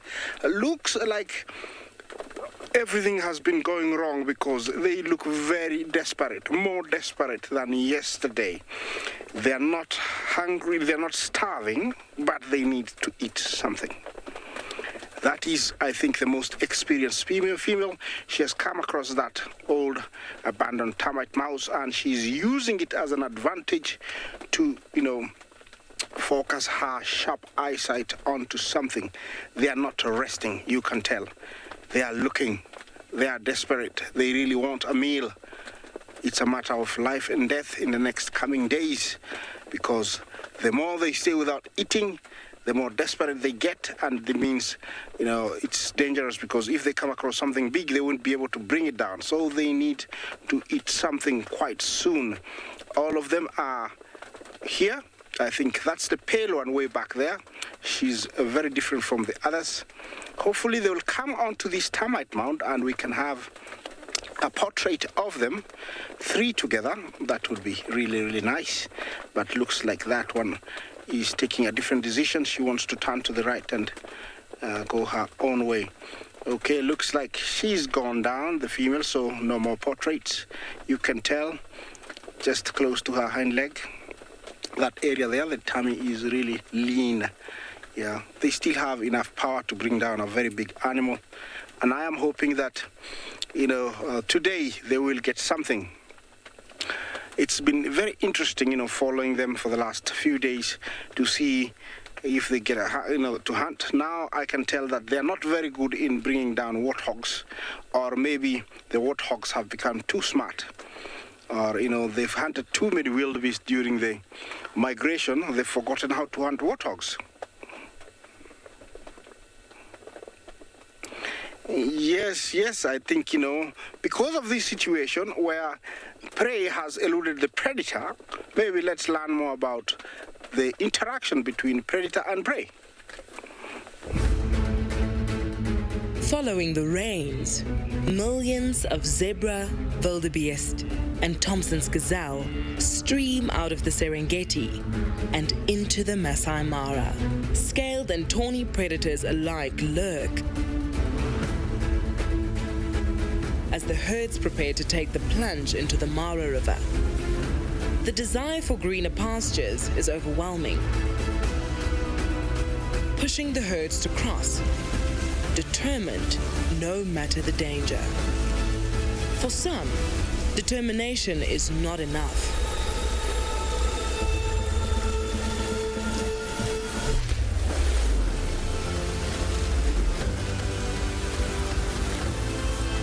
For others, they emerge soaked and scarred, but successful. But there's no time for celebrations, as back on dry land await a different kind of predator. The lions of the Mara have been waiting for the bounty the migration brings them. The tired travelers, having exhausted the day negotiating the river's currents, must now make it through the night. As darkness falls, predators descend. This is also a time of plenty for them.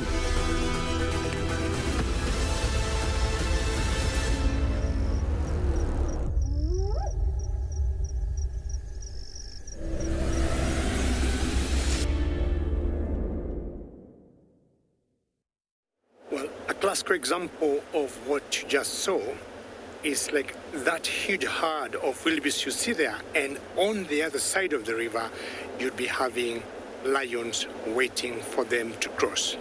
I mean, when smaller game like Thompson gazelles come to cross the river, predators like crocs, that's exactly what they do. And I'm just hoping maybe if we're lucky we are going to see a similar scenario. We just seen wildebeest on the side of the river there, and he has been pushed all the way from upstream and just stopped there.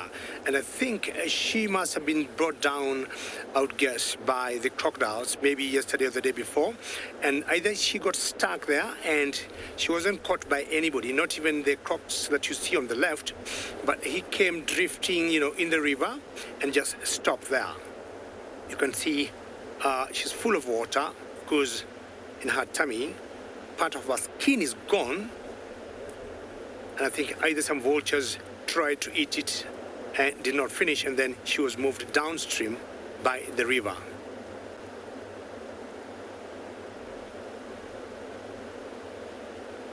Now our patient seems to be paying because the bigger herd of these animals have come close to the river, and you remember earlier said things might change. In the lead we had the zebras, but now it is the wildebeest who are much closer to the river. We always see these shifts every few minutes, and the species that builds the courage first will be the first one to cross. So we are yet to know who will go first. Now if you look carefully, the zebra is now coming out and the wildebeest are backtracking. Just carefully wait as I watch.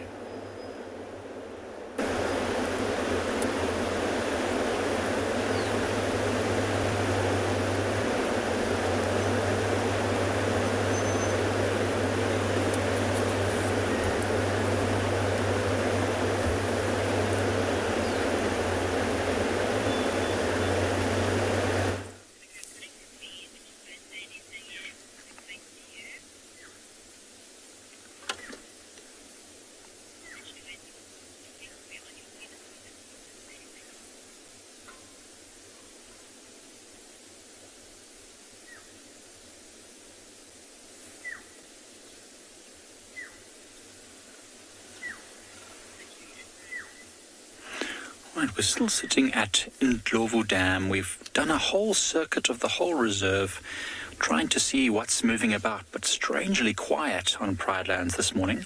There was reports of a female cheetah and her cubs that came in on our northern boundary. We could not find her, unfortunately.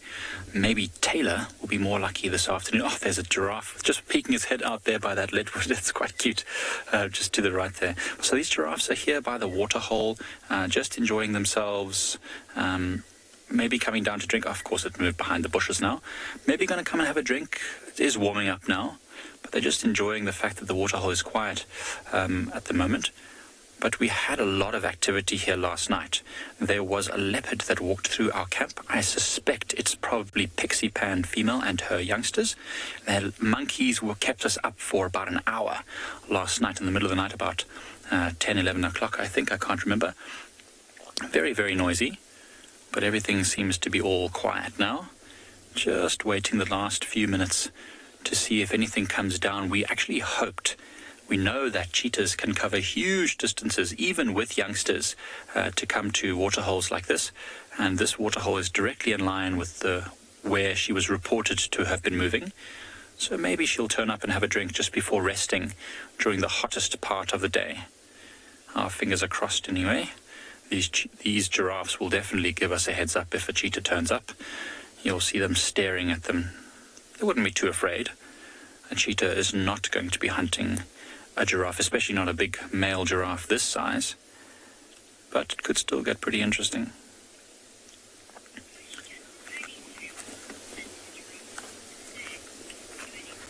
Ponytail, giraffes will eat as much as they can, as much as possible, especially at this time of year when there isn't a whole lot of green stuff to feed on. So what they'll do is now, when it's not too hot, these giraffes will be picking as much green leaves as they can, or much vegetation as they can, and then they'll go and lie in the shade or sit in the shade or stand in the shade somewhere out of the sun, and they'll ruminate, regurgitating food back up their long necks. I don't know if you saw a couple of days ago. We had a really good view of it doing that. And they'll continue to digest their food in the shade. So it might not be physically going out and picking leaves that much, but they'll be eating and digesting the whole day long, especially at this time of year when the food is not of a very high quality. In the height of spring or summer, when everything is green, they could probably spend a lot less time feeding because they'll be getting more nutrients per mouthful, if that makes sense. Well, this giraffe is quite content feeding on this buffalo thorn. We're just going to hang out at the dam and see what else might turn up.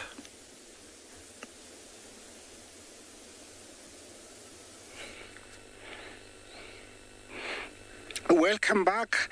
I have repositioned and just wanted to share this beautiful female lioness of the Owino Pride.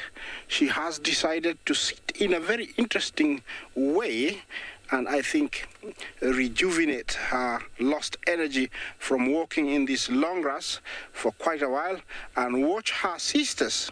They were quite far from her. Remember, they're not walking in a single file. They are walking in a very wide pattern, and it's like flanking. They're quite wide apart from each other, and I think with this kind of walk, there are increasing chances of them, making a kill if they do spook something in the grass. This girl is following from behind, quite long away. That is Pale.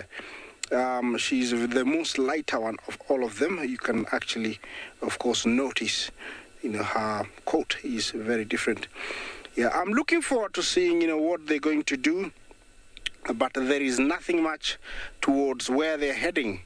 But, you never know. Like I said, 1 minute there can be something, there can be nothing in front, and next minute there is something.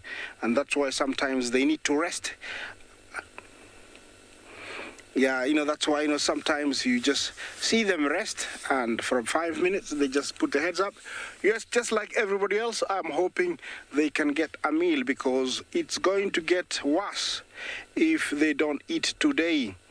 It is going to get really bad. I'm glad the meal is nowhere nearby, because I don't know what they're going to kill. But if they kill something small, the male would have taken it.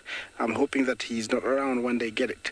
Yeah, you can tell the body language is very different. It's not normal like, the lions we show you sometimes here in the Mara or in the Juma or Pinda or Pride Lands, where they are zonked out, they are just asleep, they can hardly maintain the breathing. Over here it's desperate, they are very desperate, heads up, ears forward, eyes focused, looking in the long grass to see that warthog tail walking across. That's what they're looking for. And it can be very exciting if we saw that right now, because I'm almost guaranteed we're going to see a hunt or a failed hunt, but there is nothing else I can do apart from follow, watch, and wait.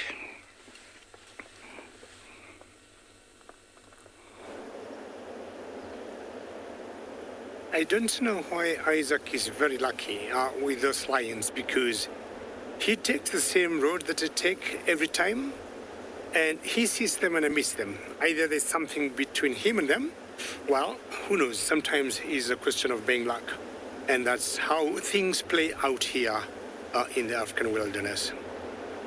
But some hippos there, I'm not sure they're blocking these animals from crossing the river. I highly doubt.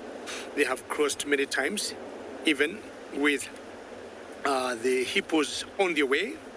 And I'll just maybe request all of you, we keep holding thumbs that we're going to see a crossing here at one point today. But more hippos that now have come out of the water. And the herds are still debating what time exactly to cross. The times it takes us hours for us to see that.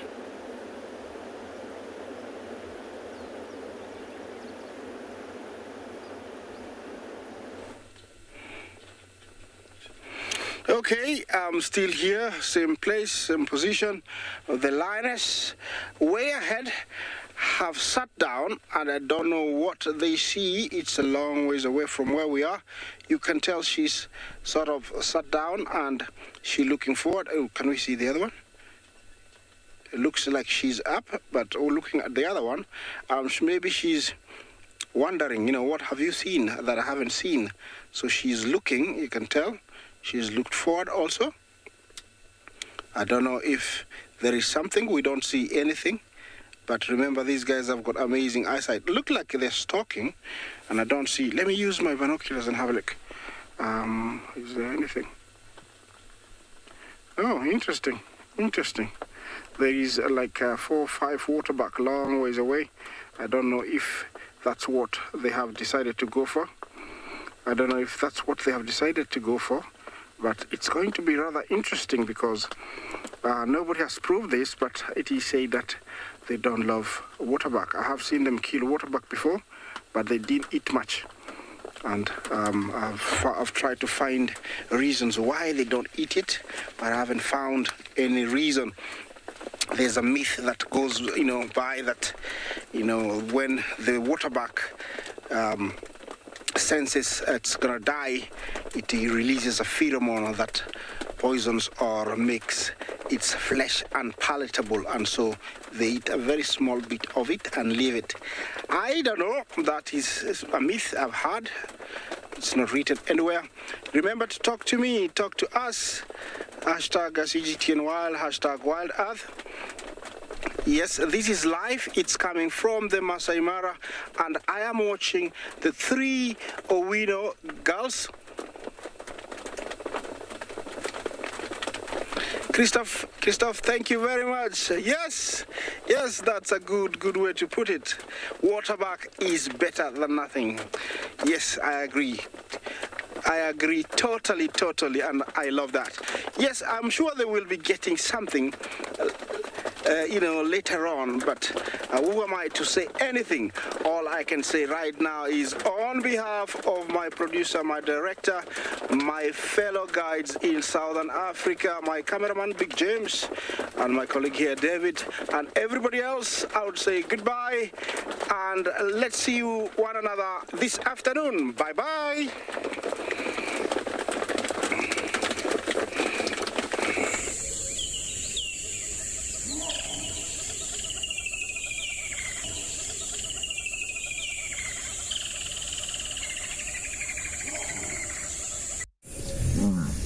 This program features live coverage of an African safari and may include animal kills and carcasses. Viewer discretion is advised.